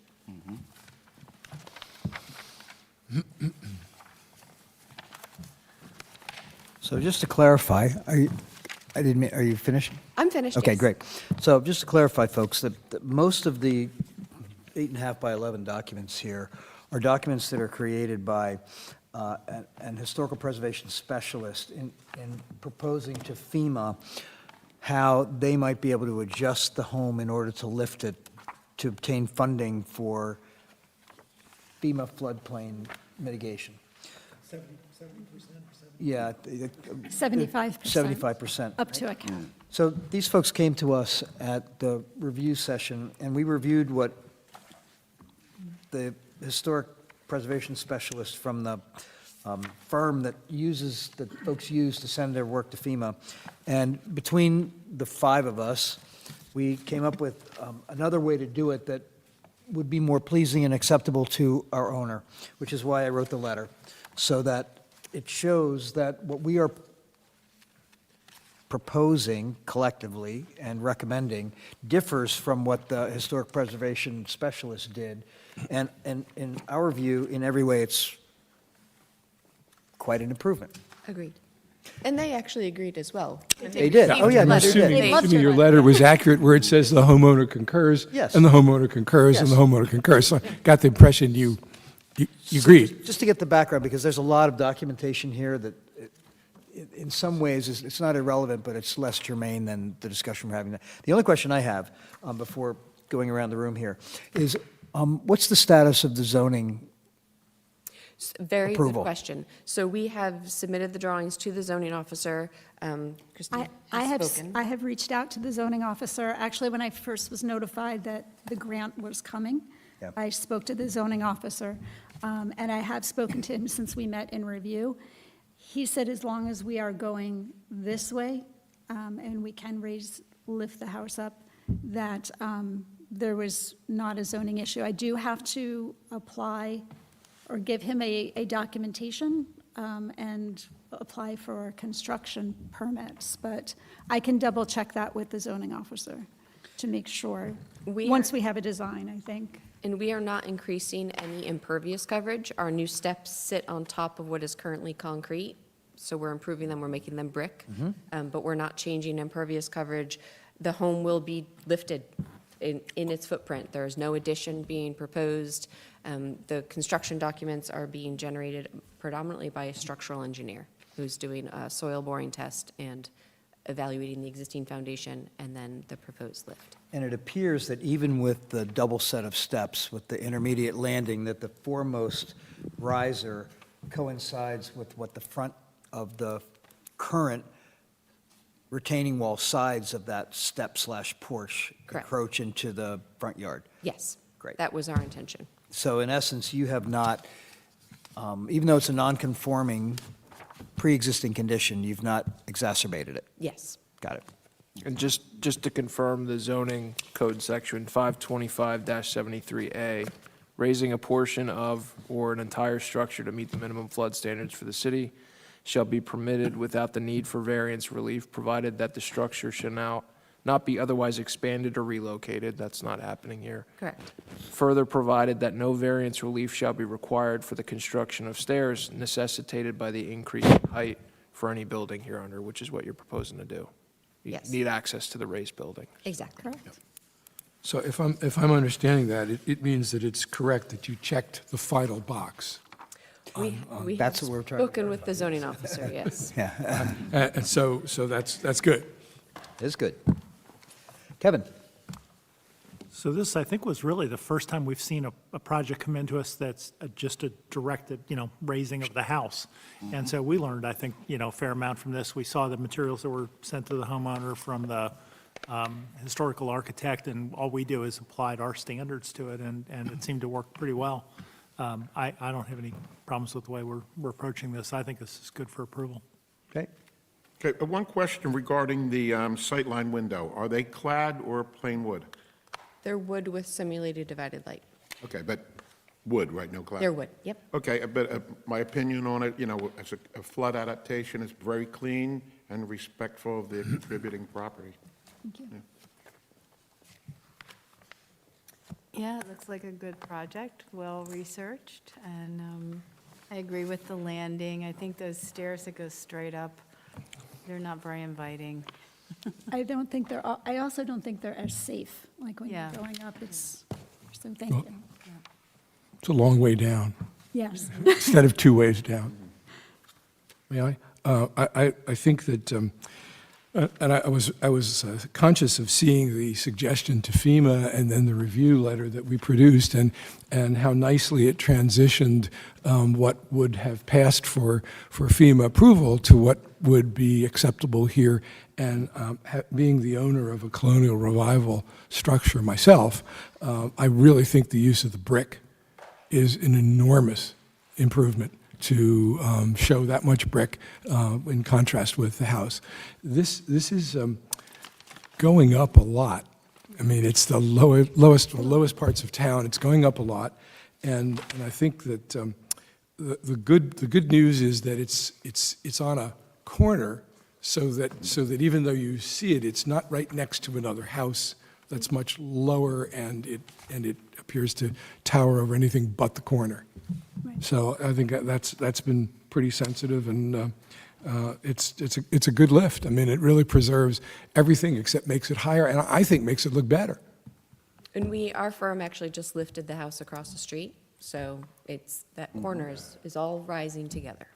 Well, that's even better. The only other thing that I thought was, well, in terms of mitigating height, when you get around to replacing your fence, you might think about having one that's a little bit more, that blocks the height a little bit more. Okay. I take it you're going to leave the existing picket fence right now. That was the intention. It'd be a good idea to paint it white, too. It is painted white. No. No? It is not. I do have it power washed every 2 years. This is an off year. It's a cedar fence. It is cedar. Tough to hold paint, but I think It is. I think with your house as raised and your red brick, I think a white fence would look terrific in front of it. Use a solid stain rather than paint. Than paint. Yeah, that will hold much better on it. And the more that wood weathers and gets power washed, the better the stain's going to hold. Going to hold it, because, yeah. Any other comments, Mr. Carroll? I don't think so. I'm very pleased with it. I will say, from having boated around town after some floods, that's got to be like the absolute lowest area in Frog Hollow. Everything comes right down to the plug. I voted by that. I used to live at 933, so I voted by that house. And I can't believe it took this long to get it raised. Well, Yeah, I thought you were going to say you swam by it. I believe I applied to FEMA 5 years in a row, so it's a persistence. Did you say 5 years ago or 5 years in a row? 5 years in a row, I was, just persistence, I guess. Mr. Kurtz? I think it's a great project. Me too. Yeah. Really. I only have one comment, and that is, we just need to have for our field inspector a cut sheet of the windows indicating, verifying that they are exterior wood primed. The cut sheet you gave us tonight does not clearly indicate that, Okay. so all we need is Make that. sure that happens. Yep. Other than that, One last quick comment, just, since that house sits right on the corner, it's a beautiful white house, the red brick that's going to go around the base, I think that's going to be dramatic, looking at that. I think Jim brought the best thing up. It's on the angle. yeah. It's going to be beautiful. You can't compare it to anything around it. It stands alone. It's like Yeah. you're on the island. It's nice. Yeah, and the red brick's going to break up some of that height increase. It's such a unique site. I mean, mean, It's very there's nothing majestic, I say. It is. Floated there. So, shall we entertain a motion for final approval? I'll move to final approval. Moved by You want to do Ms. subject Wilson to Stritic? cut sheet? Oh, just subject to the submission of the Yes. cut sheet. Seconded by Mr. Kurtz. Roll call, please. Mr. Carroll. Yes. Ms. Wilson Stritic. Yes. Mr. Stevenson. Yes. Mr. Hammerin. Yes. Mr. Testa. Yes. Mr. Becker. Yes. Mr. Kurtz. Thank you. Thank you very much. Thank you very much for your time, and thank you for the Tuesday sessions. Those are enormously helpful. Oh, I'm glad they're helpful, and you've been through a long journey so far, so, yep. Hopefully, we're close to the end. Thank you. Nice work. There it is. I buried it into the other application. I buried it under the other application. Okay, moving on to our final new business. Agenda item is Heathcote at 1283 Lafayette Street. Hello. Thank you for fitting me in. Yes, I appreciate it. Good to be back. So I am Pamela Fine from Fine Architecture. I'm the project architect. I'm here tonight representing my applicants, John and Carolyn Heathcote. I believe they gave you a letter that gave me authorization. So this is a big and small project, kind of. I guess it depends on how you go about doing it. The biggest part of this project is the foundation. I originally met with them earlier in the year. They had called me out to the site to discuss rehab inside. And I enter the house, and it is completely gutted. And we walk through the house, and the foundation is literally crumbling below my feet. Wood joists are splitting, the front wall is sagging. I believe the clapboard is actually holding up the wall. So I immediately said we need some foundation repair, and quick. I noticed that the crawl space was very shallow. In some parts, it was only about 3 inches, and in some of the taller parts, it was about 12 inches. And I said, well, this is not acceptable for access, building code, and whatnot. So I said, we have to lift it regardless to do a new foundation. So my suggestion was to lift it to get the 2-foot-high crawl space, repair any kind of wood beams, wood floor joists. The new foundation will have a cement porch on the outside. I know it changes the look of the street, so that's where I'm kind of torn. The other part of that is excavating the crawl space to give them that 2-foot crawl. That part also scares me because still the house is that low to the ground. So I'm worried that rot will continue to persist and just affect this home for years to come if we don't actually get it slightly higher. The next part of the project is the siding. So we're taking off the asbestos. Luckily, since the house is gutted, we saw the clapboard from the inside, so we know there's clapboard there. So we're going to replace that, have the same exact exposure, and the next part would be if we do decide to do the 2-foot-high lift, we would need slightly higher landings and steps, which is why I have the deck marked off. Those will be wood. Right now, I have pressure-treated wood spec'd out, but we're obviously open to all kinds of wood, Ipe probably being the nicest of those choices. And the other major part was the front door. So the front door is not original. It basically has the X molding, a diamond grille on the front. The trim on the outside looked like it had been touched, especially above the door, where it looked like possibly transom was there at one point. They covered it with plywood. They did another X trim design. So my clients had found another federal style home that they really thought was appealing from the street. So we borrowed from that. We took the front door design. We took the front door trim design. That transom, we turned it into more of like a fan light look. So that's where we came up with that. You'll see that in the packet on the M1 sheet towards the back. And that just basically shows what that house looks like. It's very, very similar to the Heathcotes. But we drew from that as inspiration. The other changes are windows. So there's only one existing window on this project, and it's up in the attic in that front dormer. It's a 6/6 wood double hung. So we're proposing a all-new Colby windows, non-clad, pre-primed, all wood, obviously, and those will be installed throughout the house where we had existing double hungs originally. There'll see various other window sizes and shapes. We're just replacing like for like. And finally, we had a lighting change. We wanted to have a sconce light over the front door, just as that Inspiration House has. So that basically rounds up the project. And new shutters, I should add that. Yes, functional wood shutters, yes.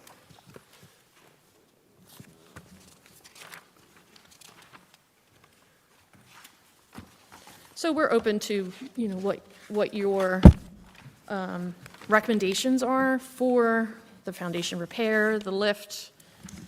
So this is, you are submitting for This is a final. final approval, It's, correct? it's final, yeah, So are you requesting an approval for the lift? yes. Okay. So any motion we would make would be, would No be- variances, Got it. yep. If we find out we need a variance, it's back to just excavating and setting the house back down to its original height.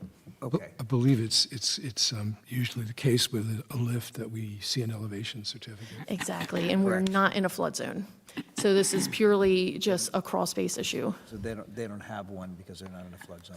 Right. So I do commend you in recommending, and I would say proposing that the mishmash of window light numbers, you're doing 6/6 everywhere, which would have been highly appropriate at that time, given the size of glass manufacturing. So that's very well done. Okay, so Kevin? I think this is just a good project. I think, obviously correcting the crawl space is critical to making the whole thing work. Got to have a solid foundation and so forth. And, I've seen what actually correcting that can do in the house that's next to me. It's 1006 Washington. And they did a great job underneath that house, not only cleaning up the existing, but, elevating it a bit as well. I think it's just a good project. The rest of it, I think, bringing the house back up to speed and up to the design standards for that era, I think is terrific. Again, same comment about as the last one. It's great to see this kind of work happening. Great. Pamela, one question regarding the windows. The grills, Yes. are they going to be simulated? Simulated divided lights, Okay, fantastic. yes. And again, I agree with Kevin. This is really a beautiful job. Thank you. Bringing it back to what it should be. Thank you. The only question I have is about the door. Yes. Our page 16 of our design standards has appropriate types of doors. Yes. And the example at the top on that page, or 37, it's not page 16. That was something else we were talking about. A plain transom over a solid wood door would probably be more accurate in terms of. 6-panel. period. Mhm. Yeah, because it was a year-round, probably worker's house. But that would be my only Okay. consideration. Okay. Yeah. Thank you. So let's ask, would that be a condition of the approval that you are requesting? I'd like to hear what other people say Okay. about it. I guess I'm the next Obviously, other the owner people. picked it out. They saw the Inspiration Yeah. House, which we basically. I'm the next other people. Really, really nice Thank job here, and particularly you're finding the siding and taking off the asbestos and going back to real wood clapboard. The lift is 3 feet? It's 2 feet from grade height. So right now, the crawl is basically at grade height. So it'll be just shy of 2 feet. It's going to Yeah. be maybe 1'10" or And so. the point I was going to make about that is it's not so significant as to change the impression of the height of the building being jacked way up. So that part I appreciate. I think it's a very, very nice job, Pamela. Thank you. One of very nice jobs we're seeing tonight, too, the really major restorations. Had a good night. Once all that board, all the flooring and everything is gone, is there any consideration of going down when you're that high up versus lifting a whole house? That's what I was saying. We have to lift it anyway to redo the foundation, so we could excavate under that to give them that 2-foot crawl. So that's option B. And if we find out that lifting this house is going to create variances because it's in setbacks, we're going to do that. So I just wanted to throw that out there for you guys because I know it's a change, in the way you're perceiving it from the street. So if you guys are open to the actual 2-foot lift, that would be our preferred. 2 feet. Yeah. But it sounds like the HPC would like to see it as low as possible, given where it is. Yeah. So if you're looking for a raise, Right. if it requires variance relief, We have to. you would just put it back down. Back down. which is HPC's Yeah. preference, but if the HPC is okay with the raise, they could potentially go for that as well. Yeah. And if we do have to put it back down, we'll take precaution to make sure soil's not, pushed up against. And I feel like that front porch, it's probably settled and pitched back to the house, which is why all of that rot occurred on the front wall. So we'll make sure that everything is buttoned up. Ms. Fine, is that because of the building height requirements? Is that what you're running into? No, not at all. Not at all, because the building is over on setback. So lifting it vertically, it's not a flood zone, so technically it's kind of that gray area.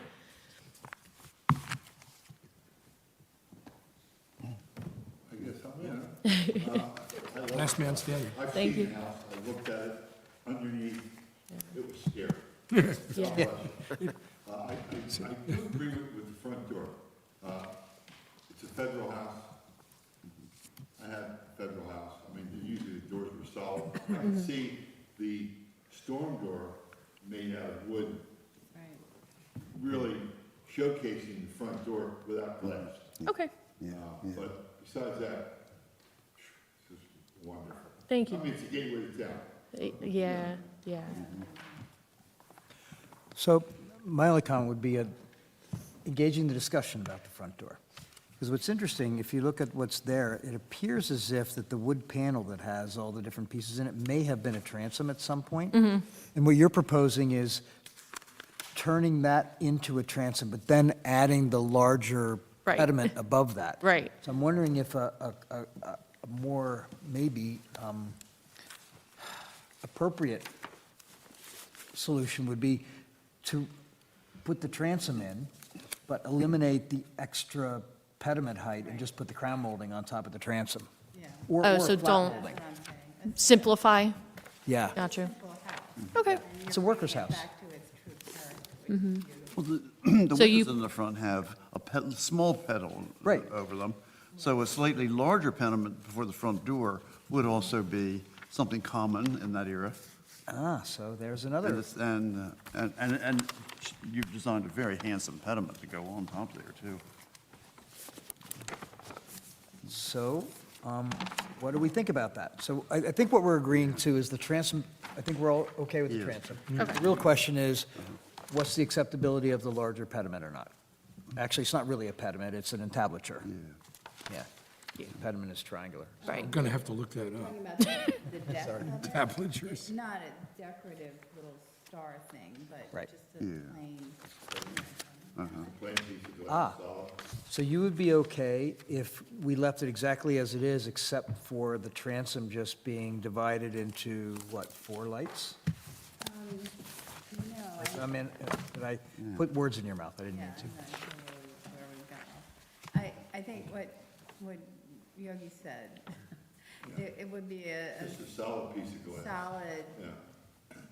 right. I What- think the most important thing in these houses were the solid front doors. That was the architecture, not glass. Right. It was just solid wood. Okay. But the transom up top was nice. Yeah. Right. Solid wood door with single light transom. And are we okay with the entablature? I You okay with that? For one. Now Okay. that I know what it is. Great.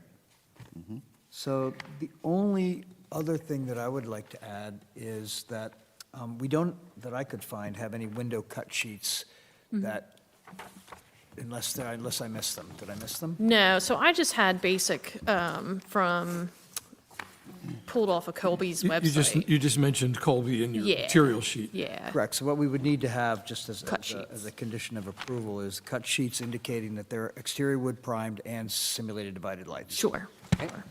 So I believe that the three conditions here are, but I I, only have one more question. Oh, sorry. When you raise the building up, what are you gonna walk out the front door onto? We have to put steps, so, Nothing larger than that? no. We weren't gonna do any, it was basically gonna be I have 2 steps shown, but I was looking into the building setback definition, and they do allow a landing if you were lifting the house. So we could do a landing and a step down. It's not gonna be anything bigger than 5 by 5. Yeah, I think a landing would be nice. Yeah. Kind of showcase the door. okay. So I'm going to add that as a supplement to condition number 3. So one is that we see window cut sheets with the exterior wood primed and simulated divided lights. We are okay with the 2-foot raising of the first floor or leaving it at the existing floor elevation. And third, recommending and approving the design as is, however, with a solid wood door that has a single light transom above it, and if raised, a landing in front of the door.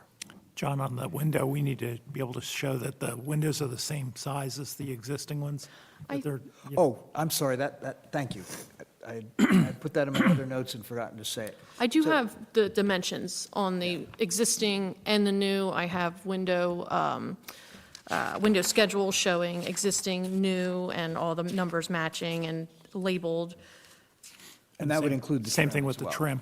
Oh, trim? Yeah, the trim should be, something that fits in the character of the window. Okay. So Pamela, the issue is, we've talked about this on the Yeah, phone a little. right. But the issue is this, that when the windows are being replaced in a contributing home, the existing windows and the trim are removed. Right. So what that means is when our field representative goes out to verify that the windows are the same size and the trim is the same configuration of what was there, it's already gone and there's no way to compare it. Therefore, what we're seeking is documentation of that before it's removed from the home, so that we can verify what's installed matched what previously existed. Okay. Make sense? I'll put a tape measure, take a picture. Great.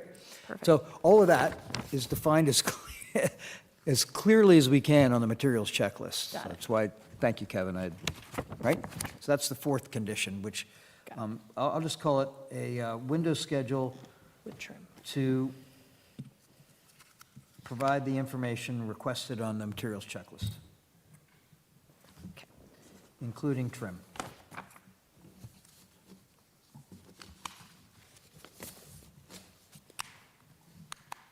If you have that little front stoop coming out, like the pad, are you going to have railings on it, or? I had a railing on the one side, just because that side would be a farther drop off than the one that is actually over the porch.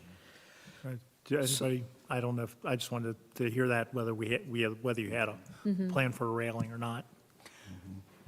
When will you know whether you will be lifting the house or not? Very soon. We're going to apply for permits very soon. So I would like to suggest that we table this and that you come back to us next month with these 4 things and the decision made about raising it or not. It will just avoid any potential confusion in the future. If we put her first on the agenda. We could put you But, first yeah, on the and agenda. it'll avoid having to have those conditions Right. with all the other things seen by somebody else. Would you be willing to table it, Pamela? Yeah, that's fine. Mr. Solicitor? Just have Ms. Fine fill out one of the forms.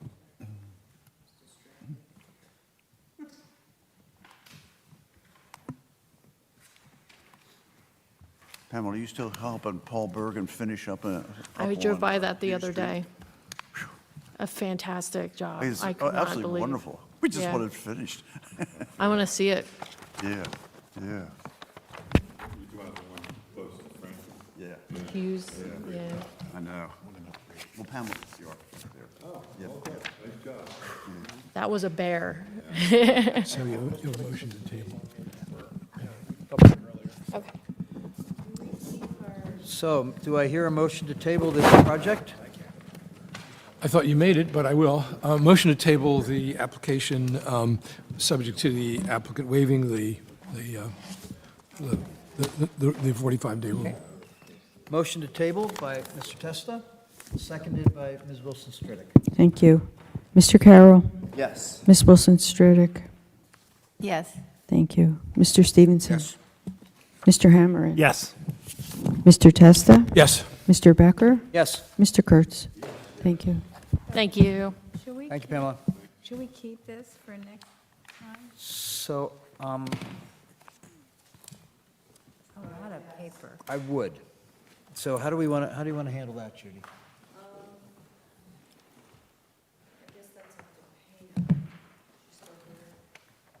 Pam, do you want them to keep this packet for next month and just bring in the extra? Okay, Yeah. so you don't have to resubmit.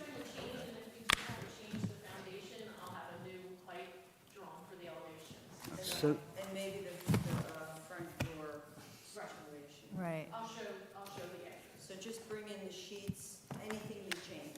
Yep. And I'll have them keep the packet. is everybody, is it okay if we all just keep our own, or do you want to have it? No, you might as well give them back to me and I'll redistribute them. Okay. So we should So- pass them all back. Pass them back to Judy, although I've got a bunch of scribbles Pass it on back. there. Yeah, me too. Oh,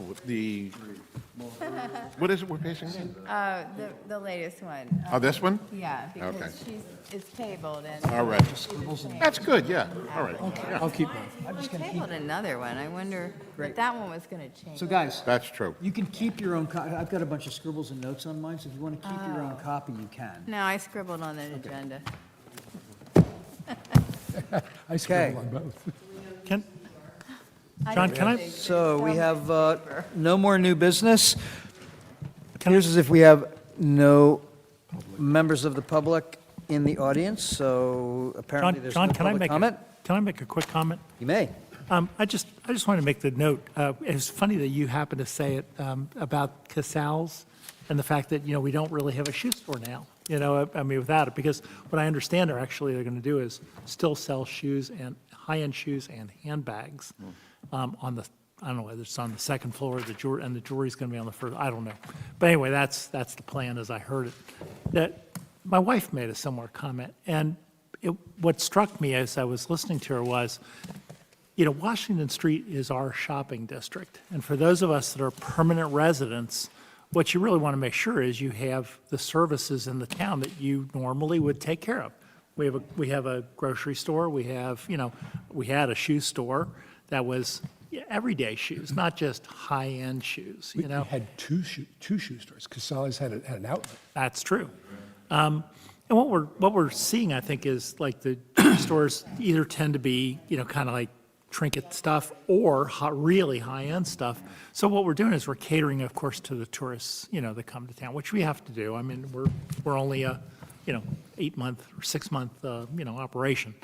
But I think one of the things that, and I'm sorry Lorraine's not here to hear this, is I think, one of the things that is important to our city is that we start to preserve those year-round services that, we use in our everyday lives. That it doesn't all wind up being T-shirt shops and, trinket jewelry and high-end stuff that, nobody can basically afford or want to afford anymore. And that sort of thing. And, the kind of things like just, the places you can get a decent set of clothes, jeans, shirts, those kinds of things. So When the jewelry, is he planning on moving the Queen May to sell? That's what it looks that's what I think is happening. I don't think you they're could run two merging the shops. two- You'd The two move buildings. it all over there with diamonds on the second floor and other stuff on the first, high-end stuff on the second. Tom McCann if they're lucky. You would think. Yeah. No. He's going to retain both of them as Queen Anne, is my understanding. Really? As far as jewelry, making both jewelry? Wow. Okay, guys, in the interest of moving this I meeting forward. just want to make a comment. I think that's important for our city. Planning, right? Okay, so since there's no public comments, Mr. Stevenson presented to City Council, the Planning Commission, our off-street storage amendment. Would you like to give us an update of what happened on March 25th? Sure. I mean, I was asked by the chairman to do a presentation regarding the proposed ordinance for parking on private property of RVs, trailers, et cetera. I gave them a little genesis of how it started, that we were talking about when the city was going to have an ordinance about having parking underneath houses, which they ultimately didn't do. We got into a discussion here about towns like Seattle City where they have an apron in front of these garage doors and there's 30 cars parked all over the sidewalk. Likewise, looking from a streetscape, we said, all right, well, maybe we could take this to parking like in front of a contributing building or any building in the historic district. And so I presented something like 10 or 12 different sample ordinances, and Chris did a great job of whittling them down into a workable ordinance. So I was just asked to go and say the HBC's in favor of this. So again, not to step on toes, I made it clear we were coming at it from our perspective, streetscape. And I recognized that a lot of the other parts of it, setback, et cetera, were really their purview or zoning. But ultimately, I did say we're in favor of it just for the streetscape. And that ultimately, we also supported it because it really benefits our tourists and our year-round residents having a tidy town where you don't have these big trailers and RVs hanging off of driveways. And I mean, I guess they. So we had all approved it from HPC, which is why you made the recommendation on behalf of HPC. Yes. The Planning Commission. Yeah. And what was the status of it after that presentation? I've never heard anything. Did they vote on anything? Or you just made the presentation? We were both there. They just, okay, well, there was. I wasn't there, Jake. I was there, but But I think they just, I think they tended to agree, but I don't think there was any final. So they didn't take action. I don't think they took action. I need to Yeah. go back and look at, because I took notes that night, and I believe there was some next step that they wanted Yes. to take, and it Yeah. might have been, Yeah, there was definitely, they didn't take an action. There was some next step, but I don't recall it either. Yeah. 'Cause I did catch the discussion. Yeah. But they were, they sounded, with They your. did sound receptive. Well, with your explanation, I think they understood where it was coming from, Yeah. and they understood what the context was. And I think even Craig, the board engineer, had indicated, look, this isn't really, it's not even a development regulation, but they brought it here in an exercise of good government, like, let's all talk and comment on this thing, because it does kind of touch on streetscape and, you know, where things are placed on a site. Line of sight for pedestrians. Yeah. Right. We can look at what there was some next step, but I John, don't I- recall it I'm- either. so I'm blanking on it too. Yeah, Here's what I'll do. It's like some laser. I'll just- go back and look at the, It wasn't very dramatic. it wasn't. No, but they were receptive, let's put it this way. They were. you know. So let me go Wasn't back and as look at the dramatic as meeting the- notes from the Planning Commission meeting that night, and we can check on what the status is and what we need to do. But thank you very much, Mr. Stevenson. for- Again, sorry for forgetting what happened, but. Next, we do have, and please, everybody, put it on your calendars, we verified that the special meeting for the Historic District map with the public is scheduled for Monday, June the 9th, from 4 to 6 p.m. in this space.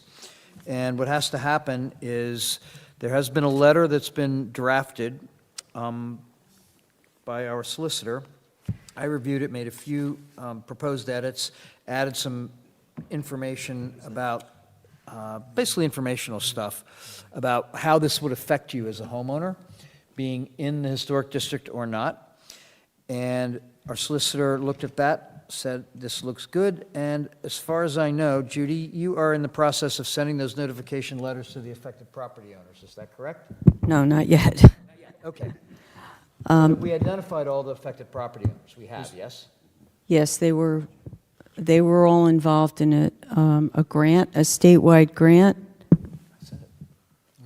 Oh, sorry. I'm sorry. The letter's under review with the administration. He's going to take a look at it. I'm meeting with Paul on Monday to discuss the mailing, Okay. the certified mailing. So first it has to be approved by the administration. I had some concerns about the 200-foot notification. I don't think that's necessary in this case. Paul was going to look into that. Sorry, I don't understand. Why is the administration approving notices, informal notices we're giving out? Have I missed something? I think we were, He hasn't looked at it yet. yeah, I think that can you say the administration, specifically, who do you mean is approving the letter that we drafted before it's sent out to the affected? The city manager and the board manager, Paul Dietrich. Okay. Mr. Solicitor. So why don't I look into this notice issue, and we can, It is correct, Krista, that we're sending this stuff as an informal matter. It's not a matter of a legal notice. We've always said we're going to send this out as a matter of information. Correct. So that we can get the interested group of people in here. there is the legal portion, we're getting ahead of the legal portion. We're giving this is a supplementary notice to the public notice that would be required when it gets to the planning board phase, but we wanted to have control over the messaging and Exactly. be the, entry point for this. So, yeah, I'll talk to the city manager about the status of the noticing, but we have a draft final notice, I think, with the sort of legal things that I put in there and John's, more accessible context. I thought we copied him. Maybe we didn't, because he said Yeah. he didn't But get it. Jim, you. I do try to read my email. I haven't Yeah. seen it. But we'll make Sorry, sure. I can quickly Well, turn Jim, it you around. indicated that you were interested in taking a look at it, so we want to make sure you take a Yeah, look at it and too. I'll turn it around very Yeah. quickly. All right, I'll send that to you tonight. That's quick. We're going to try to expedite the mailing. I think we have, let me see how many weeks. 1, 2, So the other question, Judy, is. 6, 7 weeks, not a whole lot of time, really. Now, so maybe Strikes me the that- discussion might be, at the very least, I think we want to give the people that are not in, that will be in as a result of this change, want to get them involved. I think maybe the question is, do we go to 200 foot and include people that are already in? So that's something I can discuss with the city manager, but I don't think anybody's disputing the idea that if you're not in now and you would be in by this change, they should get. Those are definitely the people that would be on the list. So the other question is, which is the appropriate map? Yeah, so this is the maps. Who didn't get the set of maps? You didn't get it today, Tom? I got them. Thank you. John, you have yours. I have mine, yep. Chris? Thank you. Jeez. So the blue section Oh, you already have? on the first map Okay. is I guess I have it too. the existing. That's just to show what's being added. The blue is what's already in now, today. This is, And then everything that's tan, I think, is what will be added. okay. And then the tan is the final. Yeah, This is- giving effect. Right. So Tan map. the tan map is the map we're using. The blue map is the map that just is indicating which have been added prior, or subsequent to the prior map. Right. Got it. Everybody see that pretty clearly, everyone? So this is the map that we had approved in August of last year at our meeting. If you promise. It is. Okay. All right, so it sounds like the next steps are, we'll make sure, Jim, that you get a copy of that letter Appreciate it. so that you can make any edits that you would like to propose. Chris will check with the city manager to find out the process for approving that letter and a process for identifying who the recipient should be in terms of the affected property owners, right? Right. And there's no dispute, I think, at this table that anybody that's not in now that would be in as a result of the change should at the very least. Totally agree. Right. Totally agree. That's the whole point of it. We miss that one, we're inviting trouble. All right. So if you guys can look at the table at the upper left-hand corner, Judy, this constitutes what, 84 properties, I think it is? 86. 86. But Yeah. I'm quite sure it's 86. And are we proposing that any more than those 86 property owners receive this letter? Your letter proposed a 200-foot list. I don't have a 200-foot list. Okay. I don't know who's going to develop that 200-foot list. I will talk to the city manager about Okay, who's going to be on the notice list. all right, thanks. We'll make sure we confirm that. So the only other thing we need to make sure of is that those letters are sent out as certified more than 30 days before June 9th. Is that correct? So that's an elective portion. I would say no less than 10 days, but if we want to, the more notice, the better. That's our target, wasn't it, Judy? My goal is to get this done as soon as possible. That's why I'm meeting with Paul. Paul's given me a big window on Monday to work on this. So we're going to go over the database, make sure we've got all the 86 properties in line. I've already made an Excel database, so it should be easy to get that done. Monday, the 28th? The only Pardon? point I'd make about the time. Monday, yes, this Yeah, coming is Monday. I think we have plenty of time, and although it may be good to get it out expeditiously, sometimes if you send out notices too early, people put it aside, and they don't calendar it, and they don't remember it. So I would say, let's not make it too soon. So, you know, Yeah, I would say the earliest we're going to get it out of here is probably going to be the week of May 12th. so that's about a 3-week period. Three weeks just seems. Them to show up, getting it out 2 or 3 weeks ahead is okay, but 4 weeks, like Jim says, I think it's just like, they might be annoying, but it's like, they'll forget about it until something happens. Possibly within the last week of follow-up mailing, just first class? No. Well, you just got to make. The secretary doesn't want to do 2 mailings. No. We'll do 1 mailing. If you think the 12th is too early, then we'll mail it on the 19th. I think 1 is sufficient because all we're doing is letting them know this is the start of a multi-board process. Come to the HPC, which the planning board will then review what we I do. wasn't suggesting we had to do it. I was suggesting. No, no. It might increase the attendance a little bit. So Judy, if you had them out by the 19th, that would be 3 weeks ahead of time. Does that sound like a reasonable goal? May 19th? Okay, great. Okay.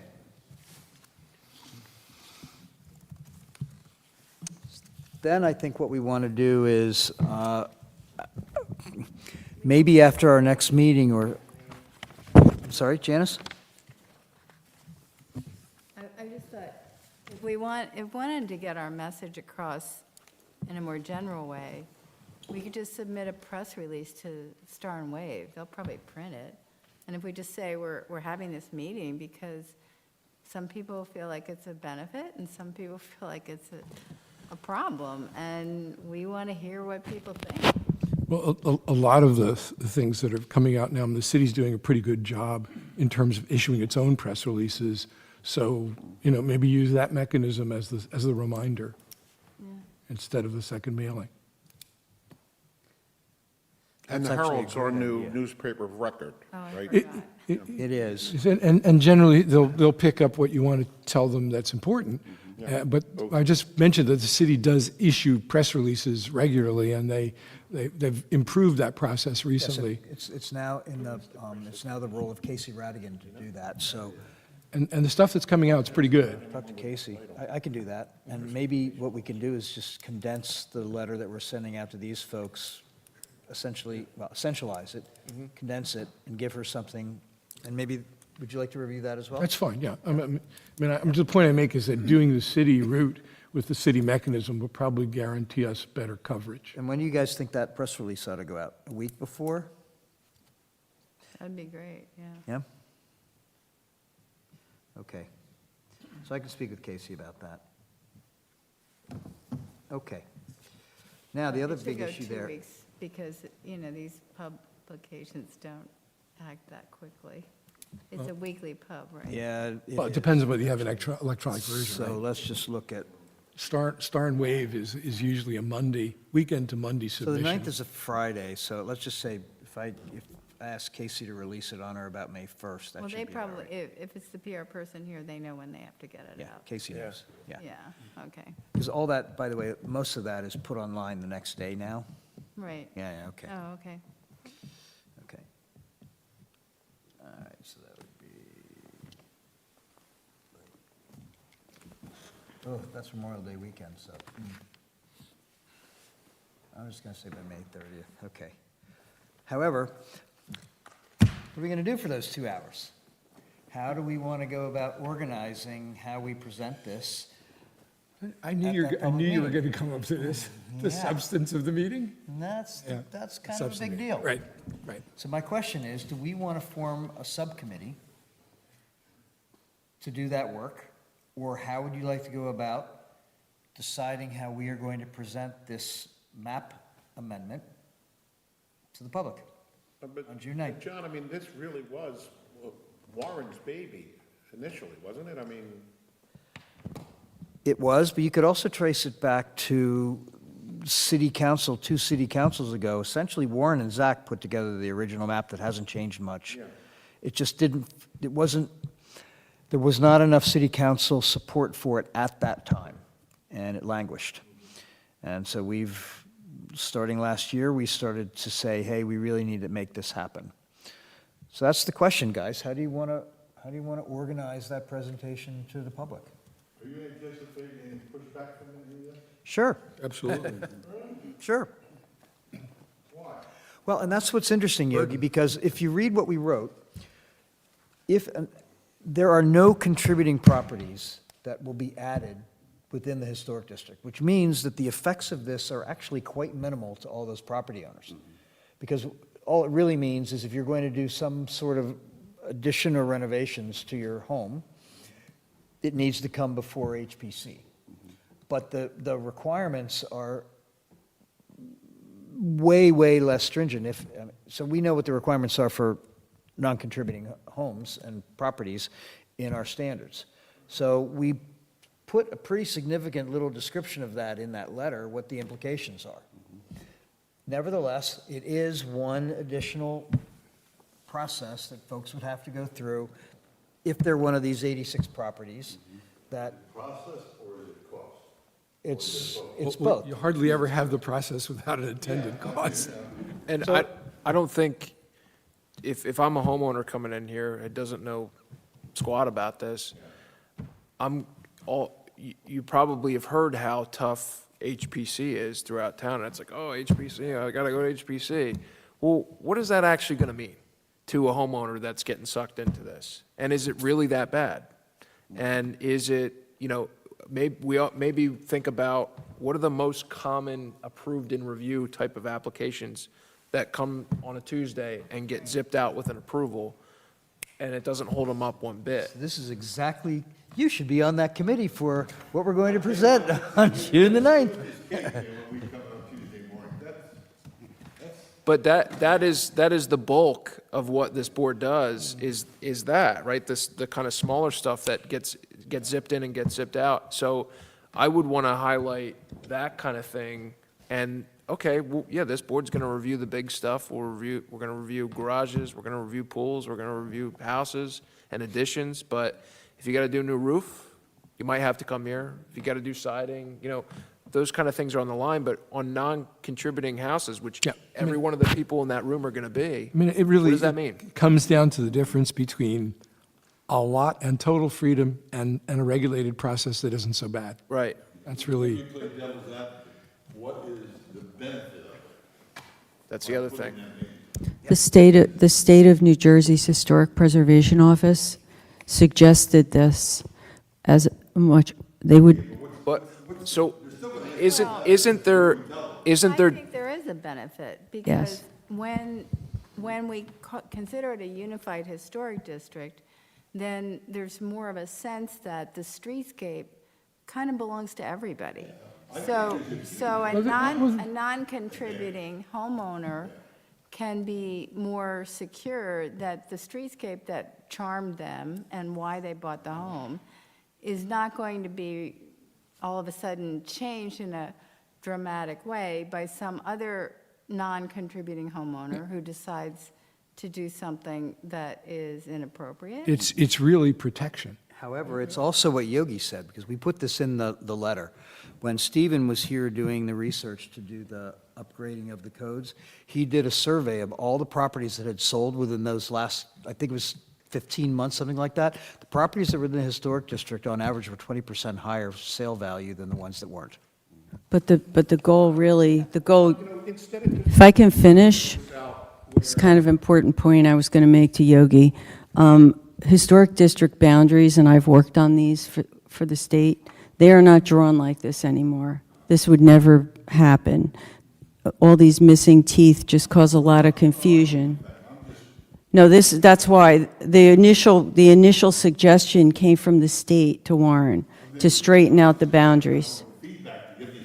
Right. No, you're right. And another one is just plain fairness, because with the missing teeth, a next-door neighbor might not have to go before HPC, and I might have to.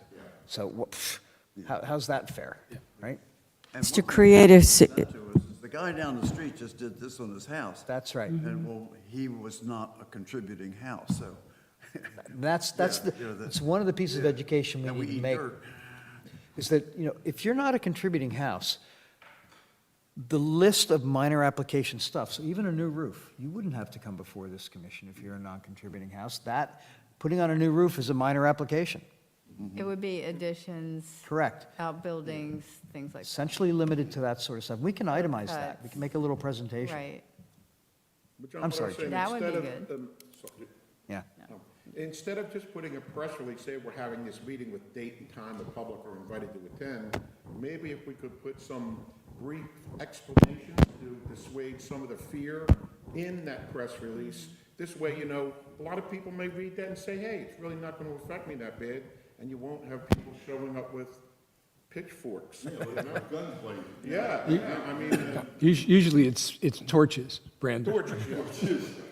Whatever sways. Well, I mean, the issue sort of devolves, Jake, as to whether or not you want to make the arguments in advance, is what I think you're saying. Okay, so this I think all it's- leads back to the original question, right? I think it all comes back to what's the question that they're going to ask? Well, why did you do this? Why are we doing this, period? So, and why are you including me, in this deal? Then, well, what's the implication to me, and let me hear some examples of where it would affect me and where it wouldn't affect me. And I think it's going to be, kind of a question of, at the end of the day, does this even matter? Why are we so interested in this? There was one case where there was someone was very heated at one of the meetings. It was a girl and it was probably a misunderstanding, but this is going to affect me. I don't know whether it was at a city council meeting. It was at a city council meeting. Yeah. And it was around the time that the property surveys were updated, and there was some confusion in the zoning office about that. But yeah, I mean, you would have thought that the sky was falling because this person was in the HPC and they were non-contributing, so it's like. Janice was correct. It's because of the streetscape, a consistent streetscape. So guys, back to the original question. How do we want to go about preparing for that presentation on that day with the public? I think we should come up with, everyone come up with a list of negatives that we think they're going to complain about. And then somebody else come up with the answers to them, or we all get together. and come up Well, we could all do positives and negatives. The issue, though, it seems to me, sort of one of the things that's been raised here is, should we put out notices, or should we put out notices with additional things like argument prep in them, which is what Jake suggests, or do we reserve our fire for the time where we make a complete presentation at the session live? I mean, it seems to me we might want to address that. Well, I think a good press release that talks about common misperceptions about what it means to be in the historic district. So, And the idea that when it was originally developed, it should have been this complete district, but, and I have no idea, do we even know why certain buildings were dropped out, like missing teeth? I mean, was the sense then that you had to protect some buildings from having to go before the HPC? well, I mean, in the old days, it was People were complaining, and there was a primary and a secondary district. So John, one idea you might want to consider is, we talked about inviting members of SHPO down for a visit in the spring. Members of, the State Historic Preservation Office, Andrea and one of her staff members, you may float the idea to her that she could come that particular day and then attend the meeting and give the state's reasons why they would support this. And she would also be helpful, I think. She could also talk about other historic districts that have straight lines. She can give a statewide perspective of why this is favorable. Yeah, that's a good idea. that's a great idea. Yeah. So again, guys, I don't think we're going to get this whole thing figured out tonight. So what's the process you guys would like to use to prepare for that meeting? I'm coming right back to the same question. We want to have a committee? Do we want to have a special meeting with all of us, which would then need to be open to the public? How do we want to do this? I think we all get together and brainstorm. I mean, 10 minds are better than a Yeah, small committee. but that makes I mean, it a fair everyone meeting. knows what we're looking for, and there's a lot of smart people. Then it has to be a public meeting. I totally agree with you. It just then needs to be a public meeting. Would, I mean, do you think Warren would be interested in coming and giving a little of the background, or? I think he'd, I don't think so. I'll bet not. he might, actually. I'll be more than, I He's think, more knowledgeable about the rationale than any of us. Well, I think we should be able, we're here to develop the rationales. I mean, I understand. It dates back to. So let- Outsider, he was part of the problem. Yeah, I think, People being afraid to come find out what's going on. and I think he has some battle scars. I can tell you what I've heard. If, Yeah. so maybe the way to handle that is, I'd be more than happy to get Warren's input, and I'll be happy to do that. But if we're going to have a public meeting among our commissioners, so the next thing on the agenda for me is thinking about the next alignment workshop. What if we just see if we can plan another special meeting for all of us sometime in May that gives us plenty of time to plan this meeting, because we already have the letter written. The press release is going to be easy because it's an essentialized version of what we've already written. And if we're going to save our fires pretty much for the I day, think we have to do that. I think we have to have a full special meeting on this. Either that, or you have to be bombarded with a bunch of suggestions. I'm sorry? Do we have to open that to the public? Oh, we definitely do. If there's more, if Chris, there's, is there any way? yes, we did. It was open to the public. No one showed up? Nobody, Well, well, that's- no, there were 4 or 5 people that showed up. We had to give them what, Judy? We had to give them 10 days' notice? I forget what it was. I got to ask Chris, is there any way that, whether it's because of privilege, legal advice, drafting stage, that we can do things like the equivalent of closed sessions? Not for something like this, because this is So really. it's not like talking about a litigation development? No, Yeah. no, I mean, not at this stage, no. And maybe there's a benefit to just talking about it in public, because that's the, kind of the goal here is to, Sure. I think the transparency here is of the day. Always the Yeah. best. Right? Yeah. So, guys, what would folks think about the week? So, last time we did this, we did it on a Thursday afternoon, as I recall, and it was from, we did it so that we could have lunch while we were here, but we could also, it was 10 to 2. Call Mandy's. Let's call Mandy's now, right? Call Mandy's now. So we could do that. Do we want to plan another meeting for 10 to 2 on, let's say, a Thursday? Okay. All right, so let's just check some Thursdays, guys. I'm not sure any of these are going to work for me yet, but May 1st, 16th, or 22nd? The 16th is a Friday, and it's the first day of the Jazz Festival. I'm sorry, 1st, 8th, or 15th? Yeah, same here. It's my mother-in-law's 100th birthday. 15th works for So me. we're not going to, we can't Happy not. birthday. Guys, First is not good for me. how about the 8th or the 15th? 8th works for me. Either of those is 8th good is for me. good. I'm sorry, Chris? Either's fine with me. Yeah. Yes? 8th Eighth- is good. 8th, everybody? Yeah. It's unanimous on the 8th. 8th. So far, yeah. Yeah, so we just need to make sure we can get this room or another room for May 8th from 10 to 2. Now we have to put out public notice for that, which has to go out how many days in advance, Chris? 48 hours. 48 hours? That's all? Okay. All right, so this is a second alignment workshop. Yep. And the primary focus is going to be, well, I would suggest two things. One is, first and foremost, organizing our presentation for the historic map amendment, public meeting scheduled for June 9th. And the second is a list of all the other issues that I've already asked you guys to start putting together. What are our priorities of activities? I've been keeping a running list as well. Yeah, you just said 9th now. You did mean the 8th, right? Yeah. Not the 9th, because you just said 9th. 8th of May. Okay. June 9th is the public meeting. Yeah, okay. Yep, That's our brainstorming that we're doing as a public meeting. correct. And if there's anybody here, I'll be amazed. Yeah, but it's also, it's I tell you what, the Edison, they said there were people here, I don't remember. it's also, Yeah, it was Paul Dietrich and, Yeah, there were two it's going to be a people public meeting. for like 15 minutes. So guys, let's just call this, for simplicity purposes, alignment workshop number 2. Okay? But we'll want to put on the agenda for that special meeting, the alignment workshop, but we're also going to be talking about the proposed, map discussion. Exactly. Yeah, yeah. So I will need to put together an agenda. And you remember the last time I also wrote a little description? I'll write a little description and an agenda. And anybody who wants to see that, I can send it out to all of you if you'd like. Would you like to all see that? Yeah, sure. All right, I'll do that within the next week, okay? And then, So John and I split up the cost of the last lunch. Anybody want to? Yeah, Okay. I'm in. Yeah, we can. Yeah, we'll do it. Okay. oh, you're going to take the lunch responsibility off my shoulders? Yes! Thank you. Gabagool over there. As long as you go to Mandy's.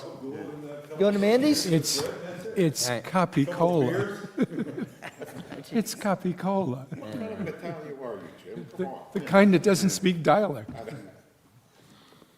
All right, guys. So that's perfect, because that combined those two issues on, Yeah, that's at good. the end of this discussion. All right, so basically, what we've just decided is, on May the 8th, from 10 to 2, we're going to meet in here, as long as Judy's able to reserve this room, for the purpose of preparing for our June 9th public meeting on the map amendment, and to identify other priorities for our work over the next year. Yep, Sound good? sounds good. Bueno. Any other comments before we adjourn this meeting? I just have one other thing to add. The Cluey pool application appeal to the zoning board, that's going to be heard this Thursday, 6 PM. I'm actually going to be in Florida. I'm going on vacation this week, but I'm going to be Zooming, or I'm going to be calling in for that meeting. So, but that'll be at the zoning board, 6 PM Thursday, this room. 6 PM? Yes. Yeah, the last I don't one know where it's on the agenda, but that's when the meeting starts. The last one got canceled pretty much at the last minute. They requested an adjournment. Okay. I have a quick question. The gallows coming in Washington Street for the roof. We knew about the ordinance change weeks in advance. Why did they have to come back then? Well, first of all, it wasn't an ordinance change. I really want to make sure that that is never interpreted that way. Policy change, yes. Okay. See? Well, People it's not really a policy change either. It was Interpretation. it was an evolving, deeper understanding of a common interpretation of our standards that required a significant amount of research that hadn't yet been done. Right? So I would really, in my mind, and I think this is accurate, it was not a policy change. It was a reinterpretation given new information. Because we got new information from the state that we didn't have before. On Tuesday review, we had some people in about the roof, and Right. we had them come in, gave them the go-ahead. Well, that particular team, they had been denied in the I past. understand that, Yeah. So I mean, rather than waste their time and our time, why don't we just say, come on in Tuesday, you don't need your lawyer? We'll get it right, Yogi. Yeah. No, I don't, I think that would be a great idea, but that would require going back in our files and identifying every one, because a lot of those folks just abandoned the project, right? But, I mean, I would love to do that. It would be a greater public service, but, I mean, that would really require going through all of our past applications. Yeah, Well, we don't want to do that. Motion to adjourn? But before you do that, do you think it'd be worth it to spend just a few minutes, John, I was going to think you would do this, talk about the Beach Theater and the discussions we've had with them? at our Tuesday, morning sessions. Well, they're going to come back. They're coming back with a full commission. Yeah, they're going to come back to the full commission, so I think we should wait until they come back Okay. for the presentation, Yeah, because we don't know what they're going to bring to us. Not for Right? sure. I think we Yeah, have some we don't. ideas, but Yeah. yeah. All right. So It's the- 9:50. Do I have a motion to adjourn? So moved, Mr. Chairman. Meeting adjourned at 9:52. Before Mr. Gillingsworth leaves, I need to talk about Louis Peel. Thanks, Yogi. So after you get through showing pictures of the kids. That'd be great. Okay, good. It's Thursday. Yeah, so do you want to go to dinner? Mike's sister died. She only got 3 eggs. Yeah. So it's you, me, Marvin's gone. He's in Greece, yeah. And then she gave them away. It's just you and me, bro, and maybe Craig. So you're flying down? Yeah.